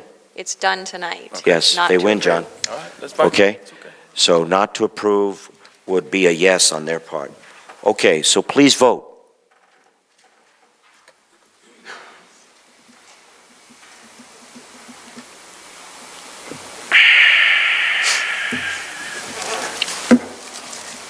Good job, Council. Bingo. Does not pass. Okay, I'm disappointed, Mayor Pro Tem, but the council has spoken. We need to respect that. Right. Okay. Mr. Kim knows best. Okay. That was a program years ago, Father Knows Best. Okay, let's move on to item number 6. Item number 6. And item number 6, ladies and gentlemen, is discussion and direction on building a municipal swimming pool for the city. And this was requested by Councilman Kim and Councilman Castro at the meeting November 19th. There is no backup, but gentlemen, you are allowed to speak, but again, please respect the time. But wait a minute, I'm sorry, City Attorney? Yeah, we have a public comment. So first, staff, no, we don't have a staff report on this, right? No, because No, we this don't- is a discussion We item don't to really find out know. where we're going. Okay, so then the proper procedure is on the pool. Maribel Padilla, please come forward. Well, I would like to hear what they have to say, because there's no Does she have that right? You want to proceed like that? Can we respect your wishes? It's up to the mayor. Okay, we'll respect your wishes, Mrs. Padilla. So she wants to hear what we have to say, and especially what Kim and Castro have to say. So, and you know what? I owe you an apology, Kim. I just was learning the Robert Rules of Order, and it is true, whoever makes the motion should have the first say of discussion. So I apologize for talking before you. That is in Robert Rules. Okay, Councilman Kim, do you want to begin? This is your motion along with Castro. Councilman Kim, do you want to begin to elaborate on this motion? Well, I think it's the first of all, it's been there, but we're talking about the swimming pool more than 2 years already. And we're still in process of funding the process. And also DSA process, very lengthy process and costly. And why we don't build swimming pool, the Crewman Park, so it's closer from the high school, cost is going to be a lot less and shorter and faster. Will the design build a bit? We can save a lot of money for the architecture. I understanding school board, even they didn't approve the bond, the architecture contract, and the former superintendents approved the $500,000 the architect contracts with which is not the person, is not architect persons. And we have money. The RD, I was mentioning a while ago, the RD money, we already have a $1.8 million we sent to school district that's supposed to set aside the facility funds. And the bond we issued, I'm glad that we issued the bond, it's $1.8 million, and we received a $1.4 million cash, so we have a $1.4 million. In May JH, we set aside the $1 million. Altogether, we are talking about the $4.2 million cash, so we can build our own swimming pool. Plus, if we fix it, probably, I'm not sure that we're gonna get the money or not, about over $400,000 for the FEMA money, school is gonna receive it. So we can use that money, we can build a pool easily and fast. If we do diligent, we can set the swimming pool for this coming summers. I like to see the swimming pool. There's so many issues, tick and talk, and it's wasting time, and increase the money. The money cost shouldn't be that much. Okay. So swimming pool builder said about between 12 and 16 cents per square feet, they can build a swimming pool. So we think we can think about it. We can have a nice swimming pool with a lot cost less, like Calipatrias, they have a Olympic size swimming pool, they built a little over $2 million. Why we cannot do it? Why we have to let the school district do it with the lengthy process with the DSA and the costly? I would like to see our doing from our swimming pool for the municipal pool, so we can do more faster and the cost cheaper. Okay, thank you very much, Councilman Kim. I need clarification for something. Clarification, Councilwoman I'm a little Hidalgo. confused, Mr. Kim, because you just mentioned $400,000 of I know. FEMA reimbursement, How can we so do I'm that? not sure what you're talking about. Is your concept still involving the school district or not? Because you What? just mentioned 1.4 set aside from the RDA, 1.8 million. You mentioned Measure H, and then you mentioned the FEMA. 400,000 FEMA reimbursement, which Yeah. If we're gonna- I believe what you're trying to say is that you want the city of Calexico to build this swimming pool all on its own, but then you need to clarify what you're saying, because you just said now that you would include the 400 FEMA reimbursement. We can get that from the school district? So that's what I'm saying. I'm not sure if we built our own swimming pool outside of school facility, probably they might not. We still have a $4.2 million anyways. Without that one, we're going to have a $4.2 million. $1.8 million RDA money, we send to the school district. After they receive the money from the FEMA, they're supposed to put it back the money for the facility fund. I think we should hear from the person waiting to speak, And or Mr. Castro. the bond, He's already used his 3 minutes. Oh, I'm sorry, your time is up, Ken. Councilman Castro, Are he'll you- back you up, I Is think. Mr. Hurtado done? Yeah, that was just Okay. clarified. Go ahead, I Councilman didn't really Castro. get it clarified, but kind Since, I shouldn't even say that, but I don't know where you stand, but you've requested it also, sir. Yes. Well, you know what Mr. Akin mentioned, it's been 2 years that we are looking for funds to build a swimming pool. And right now, we need to work,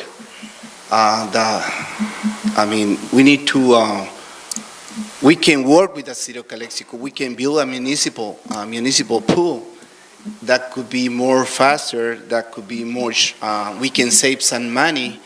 And also, the reason to build a municipal pool, I believe we are going to save some money. Okay. And one of the reasons we are here as a city council representative, we need to take care of our community. We need to Save them money. save the money from the taxpayers. That's been the community. So that's my main concern. The other issue, like there is some options, like the Senator Hueso, Mr. Salazar mentioned, there is another option. We can get some fund from the senator, and any other option, we need to work instead to looking for funds, like in this case, it's been 2 years, and I believe we need to save money. That's my point, and that's my concern. Okay. Thank you. man, Go ahead, Councilwoman 3 Hurtado, your time. 3 minutes. Yes. All right. First of all, I think that it's really important that if we're going to have discussion on any issue, especially something like this where there's already something in place, that if there's going to be an alternative idea, I think it's really important that if we're going to place these kinds of things on the agenda, that it be supplemented and supported by some type of information, math, comparisons, in order for us to be able to really take all these issues Yeah, into 'cause there is no consideration. backup There's on this. nothing.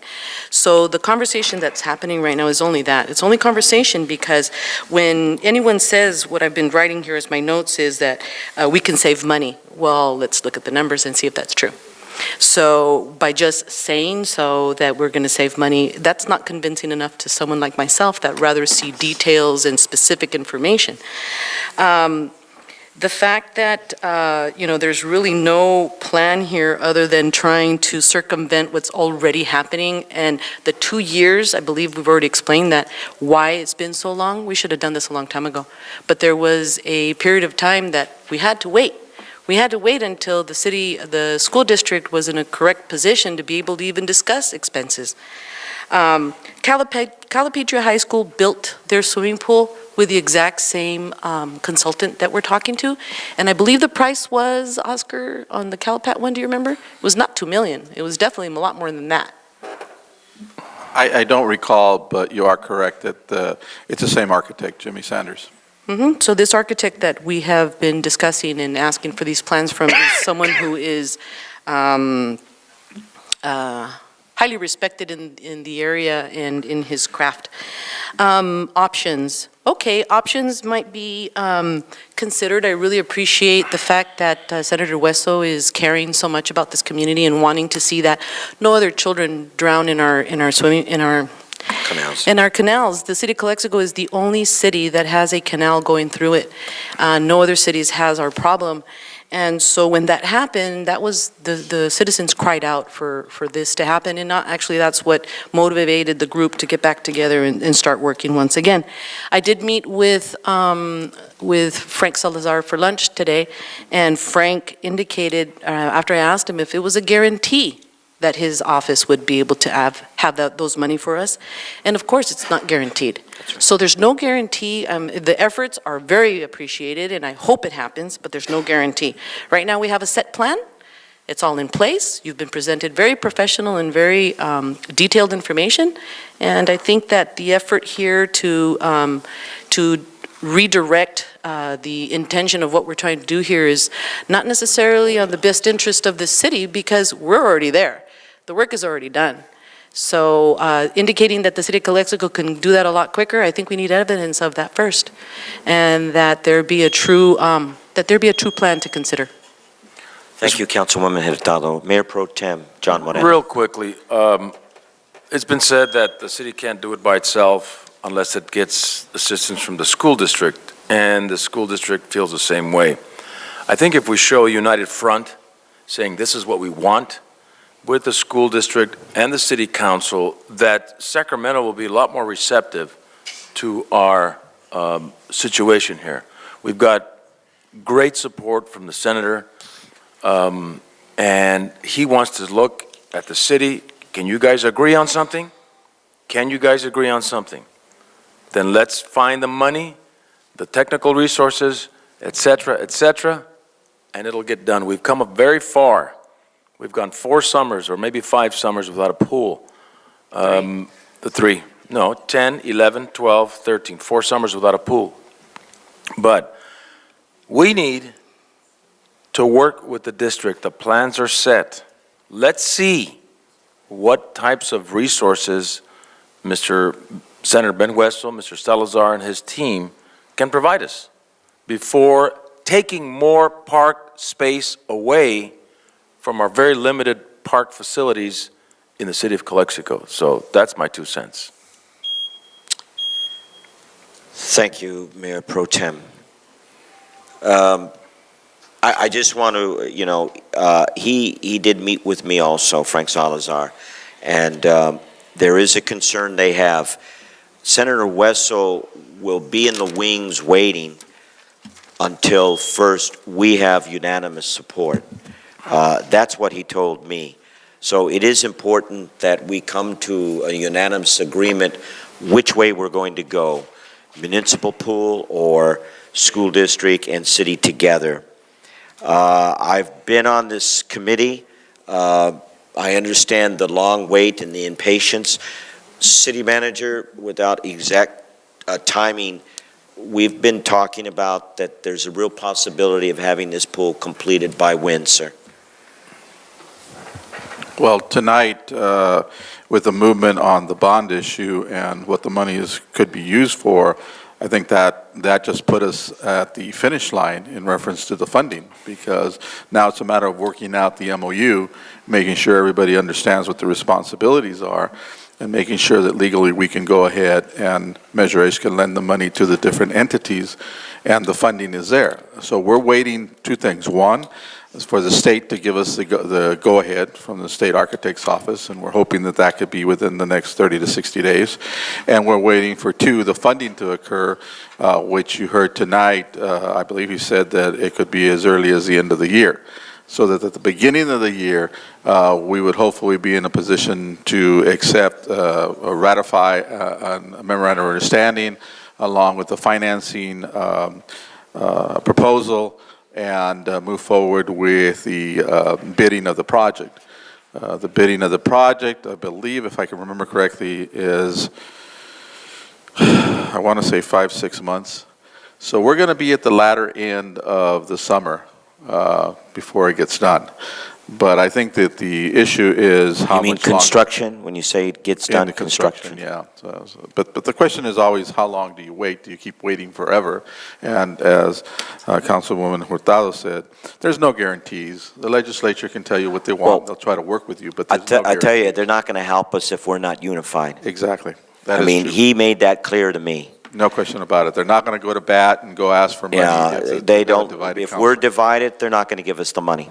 Mr. City Manager, if we were to abandon what we've all worked on now and we did municipal, would it take longer if we're starting all over? Well, remember that we're almost done at the end of the state architect's review. We have a real possibility of having a pool quite a bit with by the end of next summer. Review, okay?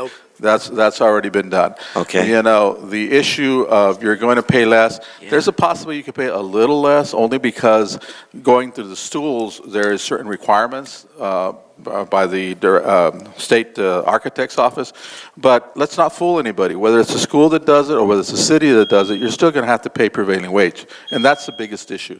So for somebody to sit here and tell you that maybe you don't have to pay prevailing wage under a city contract, that's ridiculous. You do have to pay prevailing wage. Okay, I So know. that's the biggest issue. So the issue of how much difference, I don't foresee that big of a difference. But once again, my time is up. Once again, if we started building for a municipal pool, it would take longer, right?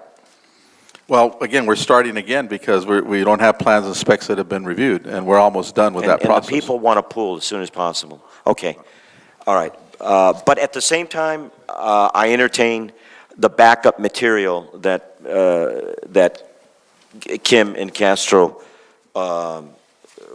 should have on this item. But we're not voting today, is that correct?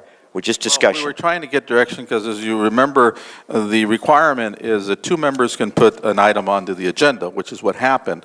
And then we need to get direction from council as to whether they even want to move forward with that idea. So we need to have a majority that says they even want to move forward. At this point, we don't have that. That's why it's before you. Well, I support what's going on right now with the school district and our city, but I also, out of fairness, I don't see there would be any harm to give us some backup of possibilities or numbers or on the municipal pool. I think if we did, I would win my argument that it would take longer, and I don't want that. And also, I'm a little skeptical about being able to build a municipal pool for $4.2 million. I wanted to ask you, is that a real possibility, or? Well, again, remember that right now, the way we're financing this is through the 2 different agencies. So all of a sudden, Municipal way. you drop an agency, obviously now the other agency has to pick up that financing. So in reference to the FEMA money, I doubt that you're going to get the school district to give you that FEMA money to be utilized in the city municipal pool. So you've just lost over $400,000. The issue of the 1.8, I can't speak for the district. You heard them today that said that the money was used. There's no more money coming back to the city. That was their contention tonight. Again, that's not my words. That's the representative from the school district. So to say that we've got $1.8 million coming back to the city, you just heard them tonight. That's not going to be the case, is what they're telling us. So, you know, I don't know where we're going to come up with that money, because we're doing it between the 2 agencies, and that's how we're coming up with it. Otherwise, we have to come up with all the financing. Well, first of all, Already had his time. Okay, we have to give direction here. We've all had time. You have a speaker? I'm sorry, yes. You're ready now, Mrs. Padilla, to speak? Okay.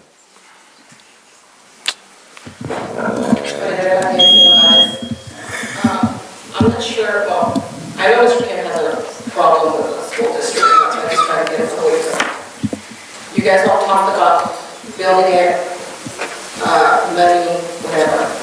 Once you build it, how are you going to maintain it, is what I'm asking. Because if you're doing it with a school district, earlier they said that they would take 8 months and you guys would take the rest. I don't think the city has enough money to maintain that pool once you build it the whole year round. So it doesn't make sense to break away from the school district just because one councilman doesn't like it. The budget, you guys signed a budget, you can have 45,000, I think, I'm sure that's gone. You have the PD and their expenses with overtime. Mr. Quinn's always saying, we gotta watch that. There is no money to maintain that pool. If you build it just for the city, what's gonna happen, you guys are gonna open it only for the summer and shut it down because there won't be money. So if it goes to the school, it'll be year-round. And the kids at the school need it to be on the grounds so they can have a PE class. Not have to walk across the street and go to Palmer Park to go to the pool over there. So you really need to think, not just about building it, how are you going to maintain it before you go on this? well, Mr. Hodge, the swimming pool, we Just- still have a just a minute, bond and sir. then major H money. We still there, over $2.2 million is there. So why they are asking us more money, lend the money, why we cannot build ourselves?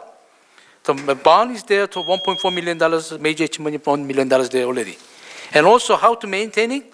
I believe that we can have a support from the major H and the school district just across the street. They just go across the street. There's not the big issues. Then they can have a PE class in the summer.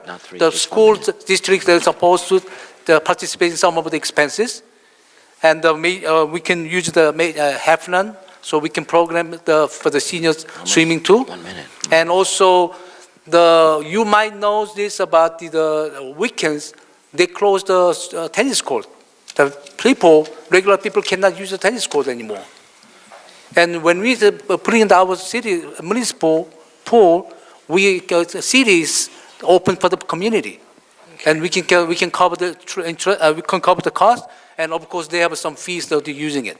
You said regular people can't use this tennis courts? As opposed to irregular people? No, regular citizens, okay? Oh, okay. Regular citizens, I think he's referring to a height standard. If you're Okay. below 5'6", you can't use it. Time is up. Okay, Councilman Kim, time is up. Okay, we're supposed to give direction, and it would have to be 3 of us. Is that correct, City Attorney? Okay, I know. Let me throw. Is there a way that you could devise a report on the feasibility of a municipal pool, and that we could just individually look at it, and if we thought it warranted enough attention to maybe put it on the agenda? Do we have, or do I have to say do a report and then it has to come on the agenda? I think, Mr. Mayor, if I may. Sure. I think Mr. Rodriguez has connections in other cities. Just call the city and see how much the pool cost, how much this pool cost to build, how much if it's a municipal pool, ask him how much it costs to I build. think in all fairness, we should get information. We don't have to spend a lot of time and resources to do a study on this when we can just make a phone call and just say, how much did the pool cost to build? I mean, we're not going to change, I don't want to change horses in the middle of the stream. No, I don't No either, pun but intended. in all fairness, I think it warrants some information or of a We can possibility. call El Centro, they've got a municipal pool. But I'm not saying to put it on the agenda, City Manager. I'm just saying, could you get that information You know, first? we can get some information and send it out to you. Okay. Because honestly, the information you're going to get, a lot of the information we already have. Because again, to build the pool, whether it's a school district or whether it's a city, the biggest issue is a prevailing wage issue. We both have the same issue, prevailing wages. So that's the biggest portion of this thing. We can sit down and make the adjustments because it goes to the state architect versus our own building department doing it. But you're not going to get away with not doing inspections, whether it's the state architect that does it or whether it's our own So department without that the does school it. district, it's more expensive. So the differential is going to be minor. Okay, so that's not going to, it's not like I have to go research something else because again, the architect on this project is the same architect that did the Calapat one. So. All right, based on what I- you're saying, can you just give us some I have a- information? Sure, we I can have give a you some last comment. information. That's not a problem. We can I have give a you last that comment. information. You know, the fact that the kids, Mr. Kim, the kids at the high school want this. The kids at the high school then, I see a couple of members of the last swimming team back in the day that we had, the kids want this, your students. And the fact that it would be on student grounds would make them proud. And they could actually go back and say, this is ours, and it's replacing what they lost. That community pool, sir, I don't know if you ever went in that, but that community pool, it was a community pool even though it was on the school grounds for years and years. All of us went there. And so it means a lot to this community. And the fact that we would be slowing it down this way, you're hurting the kids. And the kids at that school want a competition pool on their grounds. When it was demolished, what was left there, they got so excited because they knew it's coming. And for you to put a demand in at this time, at this juncture, excuse me. Keep it quiet in the back, please. Thank you. I would believe that it would be very unfair to the kids, that I know that you're there for them because you say it all the time. And at this point, for you to say it's okay, it could be across the street, honestly, I really don't see what the reasoning is behind you wanting to move it from that school district location. But just remember, Mr. Kim, this is not for you or myself. This is for the kids and the Of families course. that are out there. Of So by you course. wanting to remove it from the school district property and to sidetrack everything at this given point where the advancement, you saw the advancement, is unfair to the kids. And I Well, would hope it's that, fair I'm for the sorry, kid. I'm sorry. I would hope that Okay, you would stop. take that into consideration when you make your decisions and your comments, and when you bring things to the agenda with no backup, that this is a community project, it's very advanced already, and do it for the kids. Okay, let me put an end to this. I think that's very important that there's no backup, so maybe that's what I'm asking, so as to look at it. But I don't want to put it on the agenda. Do you understand me at this We'll point? put wasting together, time. we'll put a document together. wasting time. Okay. And we'll show you what the costs are. Okay. With the joint and who's paying All right. for it, and we'll show you what the Oh. costs are, which aren't going to change much, and who's going to pay for it. All right, very good. Okay? And we'll send it Okay. out to everybody. I support that. Are there two other council people Yes. that support Yes. that? Okay, so we give direction to do that. Let's end that item. All right, let's move on to item number 7, discussion and/or direction on all departments being investigated by audit. Please excuse me, Councilman Kim. You put this on, is that correct, sir? Yes. All right, take the lead, but please excuse me. I'll be right back. You may begin, sir. Okay. First of all, we have a lot of criticism from the Ms. Hurtado about especially police departments. And also, so lots of issues with the numbers that we are not showing up clearly. And also lots of the overtimes, water departments, a lot of departments there. So might as well, why don't we to investigate audit? We investigate audit which is real, factual, they're gonna checking that money spent the right way or not just matching the number.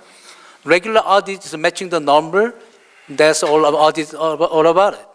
But the specialty of the auditor said, in that case, investigative audit is they're gonna see multiple reasons how they spend it. Is that the reason they really spend it or not? And I like to start with the police departments, and the second for the financial departments, to deeper investigative audit at least 3 years to see what is going on there. And I believe I've been heard a lot of the negative, the comment or distrust about the police department from the Mr. Hurtados. I agree with I believe a lot of people not happy for certain issues. So now it's time to go to investigative audit for each department. At least we need to have a 3 years audit. Is that all you have, Mr. Kim? Yes. Thank you. Anybody else have any comments? Same issue as the last item that Mr. Kim places on the agenda with no backup.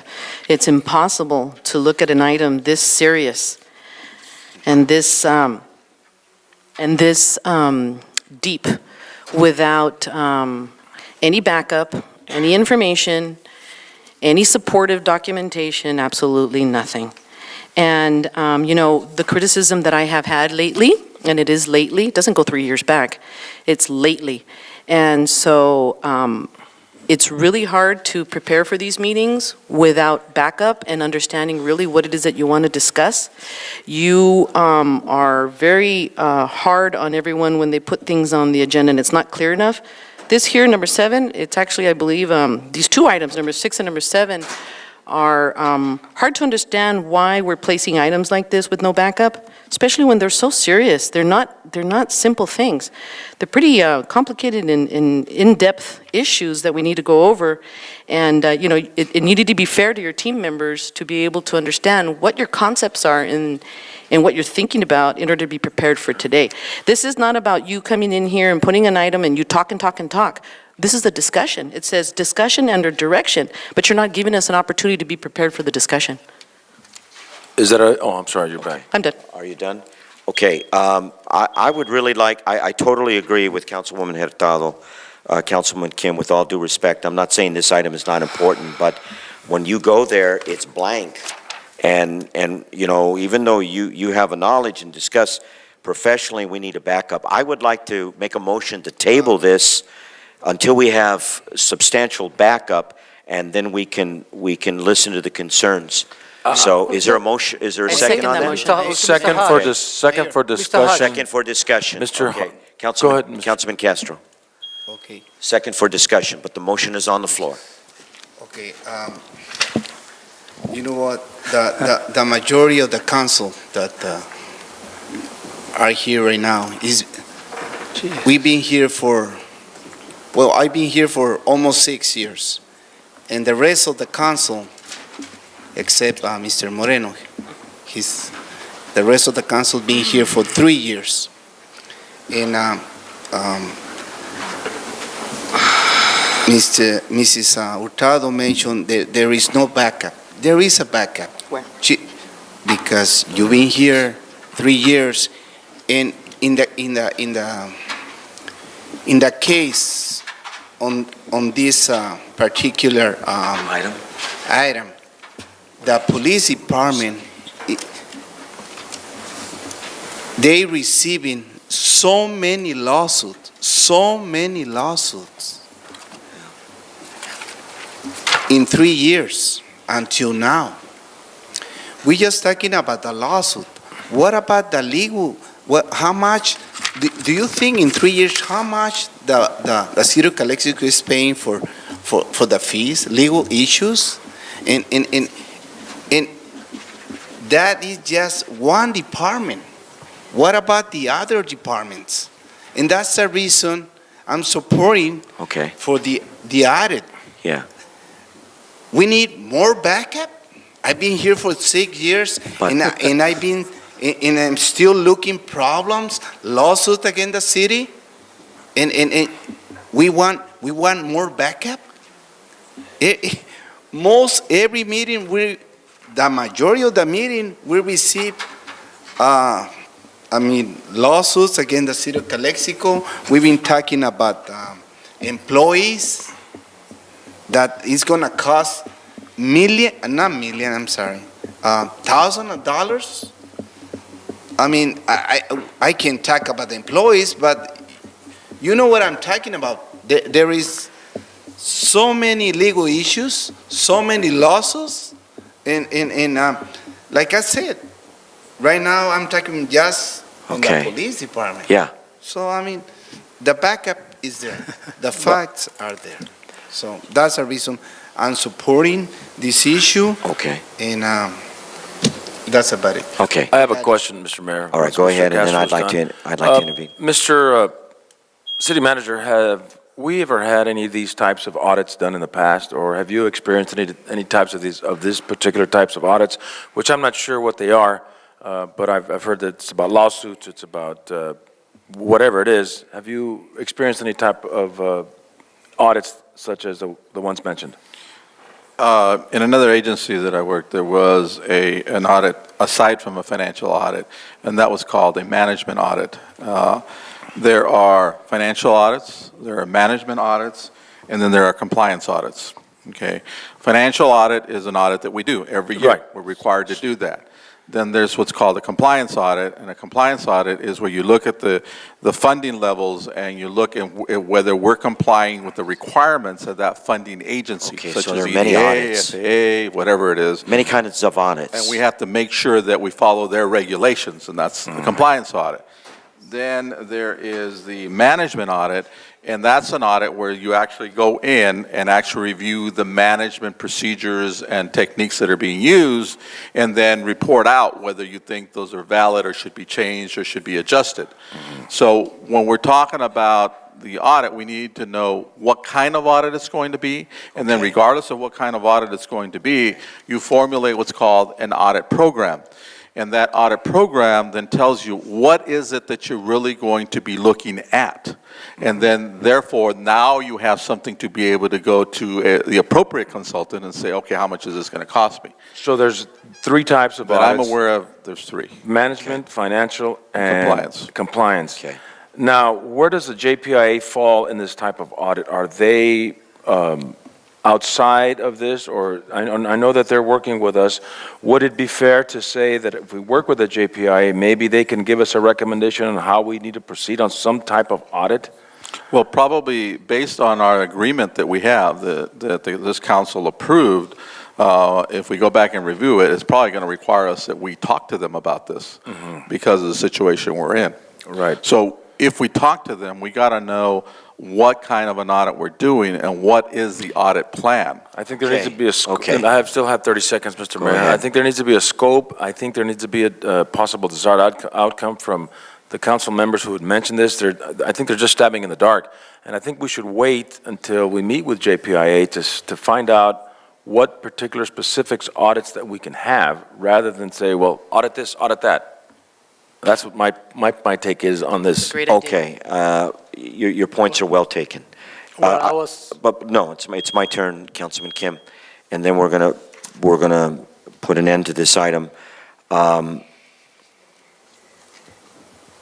I think Mayor Pro Tem is correct, City Manager, but at the same time, I would like to table this at the appropriate time, whether it means that we need to first wait for the JPIA,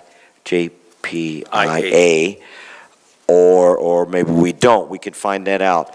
But I really strongly urge Councilman Castro and Councilman Kim to sit down with you and Finance Director, and gentlemen, you specifically tell them what kind of audit you want or what you're looking for, and have it here, so, because I'm very concerned about this, but again, there's nothing that I can read or hold on to, and so please forgive my memory or lack of it. So we need something on paper, and we can readdress this, but you need to be clear and concise and specific, and you need to have a dialogue with you. I'm sorry, you actually have to go in their office and talk to them. And so I would like to make a motion to table this at the appropriate time. I don't know if it's the next meeting, or you have to tell us, or maybe JPI will not allow it, or... Well, I think that you have a golden opportunity, if you recall, that you will be meeting with JPIA. Yes, that's right, in January. Either on the 15th or the 16th. That's a golden opportunity to talk about this with them. Yeah. And see what their ideas are on this, because they're a partner with us now. You know, we don't have a choice. They're a partner with us. Okay. Then let's do that. All right, so I want to table this to Mayor. the appropriate time with the strong suggestion Mayor. that our council members that put this And I on, did second the motion. go and discuss and find out exactly what you want here. Mr. I- Hodge, I was asking for the first time for the police Okay, department. you got 1 minute, go, because we can give direction on this. Go ahead. I was talking about the police department first, starting. Because there's so much issues being criticizing, so much issues we have lawsuit, and we need Okay. to see what is causing. All right, let's get it on paper. Okay. Let's get it on paper, Councilman Thank Kim, the issues, and I can read it. Councilman Castro. Yes, Mayor, I have a question. Where was JPIA when all those complaints, lawsuits against the city? Where were, I think they were in Palmdale, weren't they? Heber, maybe. No, I mean- I don't know where they were at, Councilman Castro. I mean, there's so many. I understand your lawsuits. point. Why didn't they intervene at that time? Yes, or- exactly, I mean. I don't know. I guess probably Because wasn't that bad. everybody's mentioned JPIA. But it's a serious concern, sir. Come It on. really is. No, That's- I don't want to for me- go down for on the me, ship here. JPIA, what you mentioned, I mean, for me, it's a joke. It's a Really? joke. You don't take them Yeah, seriously? it's a joke. It's a joke. Councilman Castro. I mean, the way you're concerned is a joke, not them. The way you're talking about JPA is a joke, because the city collector receiving a lot of lawsuits. Okay, Councilman Castro, okay. Thank you. Then I strongly suggest that you and Kim please sit down with these gentlemen and clarify and put something on paper. Okay, I did a first, you did a second, let's vote. Right? What was the motion? To table this table? item for clarification and wording on paper. Stop stabbing in the dark. Okay, so okay. To table, right? Yeah, to table it, we'll bring it back, but you guys got to do your homework. Who needs to vote? Okay, Kim, you're going to vote? You're part of us, you're with us. okay? I And gotta you brought support it up. for the, because what's called the, we're And your gonna table birthday's for the coming up. Go later, ahead, later on. Kim, vote. Your birthday's coming up. Okay, all right. Probably still be here for it. 5-0. This is our professional council. That they don't want to audit our department, how we doing, why the issues Point of coming. order, we've already Councilman, point of discussed order. this Whoa, item. whoa, whoa. Kim, calm down. Let's move forward. Okay, we're going on to number 8, right? Yeah. No, Yes. 11. No. Yes, 8 is Pulled still it. up. 9, 10, 11 are pulled? Yeah, but we 9, haven't 10, done, 11 we haven't are done pulled. 8. Right? Yes. Yes. Okay. Discussion and/or action to authorize Public Works Director, City Engineer to sign change order number 1 with Parker Design and Construction Incorporated for the rehabilitation and coating of the digester at the wastewater treatment plant. So moved. Mr. Mayor, Okay, I second that No, motion. 9, 10, 11. okay.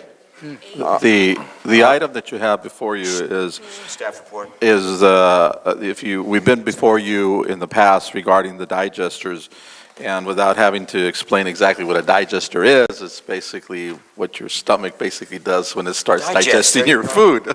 And so That's I good think teaching. That's a good way that'll to tell you what basically it does. It takes care of your solids and That's starts good enough. breaking Thank you very down much. the solids so it can go through the process on the Does wastewater. this machine ever get clean it up. indigestion?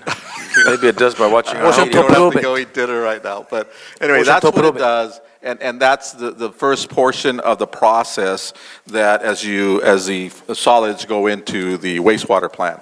So what we are doing is we started to clean our digesters because they weren't properly, they weren't being as efficient as they could be because they weren't properly working. They needed to be cleaned out. And as we're doing this, we're finding out that there's some things that have to be done.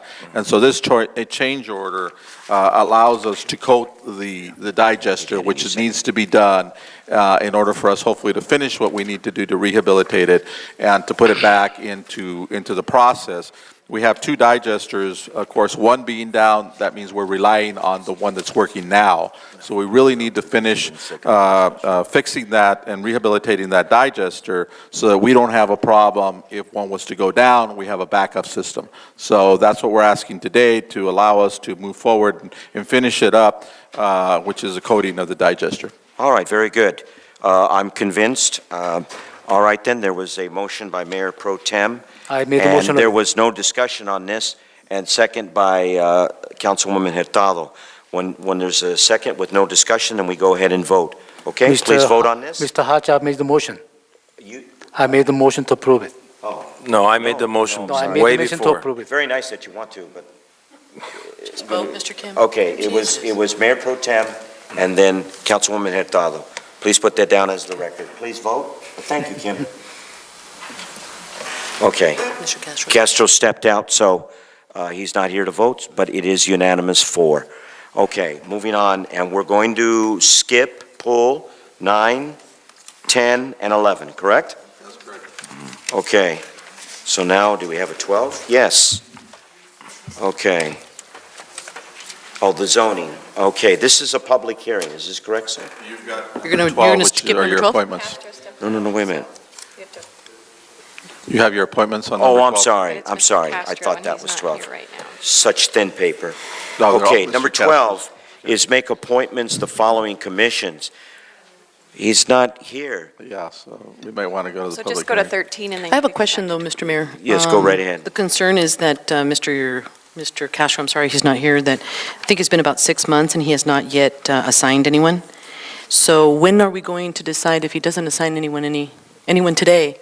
Yeah. At what point is this council going to decide to get someone in that In position? other words, does this just go on forever, or do we have to put a stop to I it? believe that we had discussed that already, where we were going to be assigning someone on his behalf if he doesn't take care of this, because we Here he need these, comes, he's walking in slowly, but he's coming. we need these boards to work, and the fact that there's no appointment on behalf of Mr. Castro does not help these boards to move forward. I have a good feeling that he's going to make the appointments today. Mr. Hatch, Yes. it's not the correct, accurate number. He just left absent about 2 months only. The person who Okay, sir. resigned about 2 months ago. All right, Once duly he's saying noted. the 6 months, let's try to make All them right, look duly bad. noted, let's not argue, duly noted on your, okay, we Yes. are Yeah, I'm at your, sorry. Tell me. Councilman Castro. Yes. Appointment to the Business Improvement District. Yeah, sure. Library Board of Trustees. Yeah, sure. Historical Commissions. Are you ready, sir? Yes, I'm ready. Very good. Let's hear them. I would like to appoint Mr. Ruben Arellano for the Business Improvement District. Okay. And for the other two appointments, I'm going to wait until the next public council meeting, okay? Okay. Oh, Castro. Is someone This is- available here in the chamber? Okay, put it on I'm willing Facebook. to work with someone. Okay, all right, then, but again, let's note Councilwoman Hurtado's concern. City Manager, is there a point in time where we don't let this drag out? Legal was looking at the Okay, muni legal, will code you to see if please? there's an issue. We don't have to have a decision or response today. All right, you can give us later? Yeah, I'm pretty sure that the city council would have to step in. I don't know I haven't ever seen the city council do that, so. On someone- appointments? Right, someone would need to probably put it on a future agenda, and then Okay. the city council would, by a majority. vote, Councilman would have- Castro, what we're discussing, and you stepped out and then you came in. Councilwoman Hurtado has a concern that this is going on and on and on. Now, she said 6 months, but Councilman Kim had a difference of opinion. He said 2 months. Whatever it is, It's been 2 months. it's been 2 months, sir. Less. Okay. Less. But we're concerned about when are you going to make these decisions? On And the- and so at Already this, appoint someone. Okay, You mean you in did. the next? on all of them. In all of them. On all of them. So we hope very much next time you'll have, Right. okay. And then council, we have to take in consideration, and we have a right to intervene and make a move on this. Okay, so that will, we will carry those two other appointments on the next meeting. Okay, so now this comes to, this is the last item, is that correct? Okay, other than future agenda items. And this is a public hearing, is that correct? That's correct. Okay, so let me read the item. Conduct first reading and introduce ordinance number 2013, approving zoning ordinance text amendment number 2013-01, which includes various texts and definition updates to the zoning code. Now, we'd like to have a staff report on this item. The staff report is really pretty short, and in the agenda packet where the staff report is to the chairperson and members of the Planning Commission, in the 2 bullet points, it basically addresses what the issues are. And the basic issue is that we need to update our ordinance text to involve the update which was put together by the state, by new state law. And an example I can give you is that new state law, since the ordinance was put together, is, for example, the definition of what a family is. Because that's of same-sex changed. marriages and so on, obviously state law has changed, and we've got to be in compliance with state law. So these changes are basically to make sure that our ordinances comply with state law. So, sir, are they being mandated? Yes, it's state mandated. law, we have to comply with state law. Okay, very sir. clear on that. So this is aligning ourselves with the state law. Correct. Okay. All right, then. That's the staff report. Next is now we open for public hearing. Yeah, I know. It's approximately 9:11. And will those that are in favor please come forward on this item, the zoning code? Anyone would like to come forward and speak in favor of this? In drama or theater, we go 1,001, 1,002, 1,003. No one. Okay. Let's go to the other side. Are there anyone that would like to come forward that is against this item that's mandated by the state? 1,001, 1,002, 1,003. No one. Okay. Then that concludes the public hearing. It ends at 9:12. Okay. So we vote on this, right, or no? Yes? You look at your recommendation. Okay. That's what we're asking. Okay, recommendation. Okay, is there a motion? Mr. Mayor, I move that we adopt this ordinance for the text amendment 2013-01. All right, and if it's mandated, and I believe that, I would like to second that. Can I do that? Yes, you can, Okay. Mayor. I do need to read the title of the ordinance because Go this right is the ahead, City introduction. Attorney. It's an ordinance of the City Council of the City of Calexico, California, amending Chapter 17, Section 17.01.900, definitions, and Section 17.03.110A, 10 through 12 of the zoning code. Thank you. All right, thank you. So it's been motioned by Mayor Pro Tem John Moreno and second by Mayor Hodge. Please vote.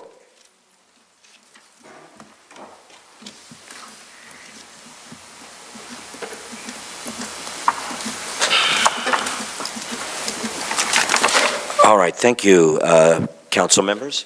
That passes unanimously. That ends the items. So now it is time for future agenda items. I'll start with Councilwoman Hurtado. Any future agenda items? No. Would you? No? Okay. Councilman Castro, any future agenda items? No, not at this time. Okay. All right. You're not sad, are you? Okay. All right. Councilman Kim, future agenda items. Only two. I believe that everybody brains are busy for the holidays. I don't think they have a capacity to bring the new ones, but I still insisted they're supposed to come, at least to come this time and didn't put it on. Emergency program created by the City Recreation Department using school facility for local sports group. For in case of like a rainy, the local sports group, they can't play any place. Oh, okay. Because most of it they're using the basin. And they're like a PAL group, they couldn't use anything. If we had a plan, they could use the school facility to play. Very good. Okay. That's what I get pushing last couple of weeks and not coming in. So Okay. at least I need to see it the next meeting.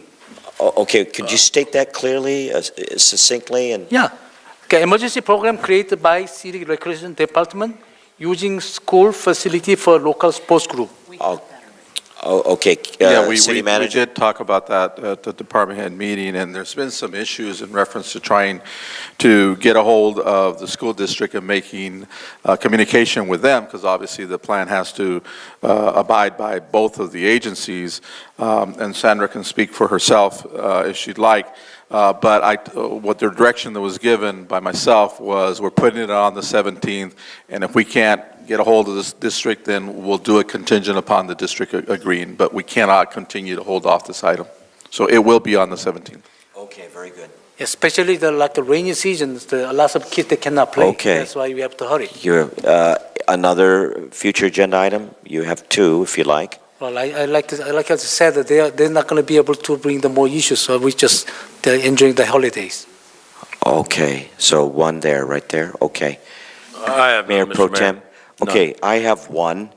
I'd like to give direction to City Manager and Nick Servine. I would like some type of executive report or analysis or or anything explaining what are the options and feasibility, a possibility of us really being serious and re-innovating downtown.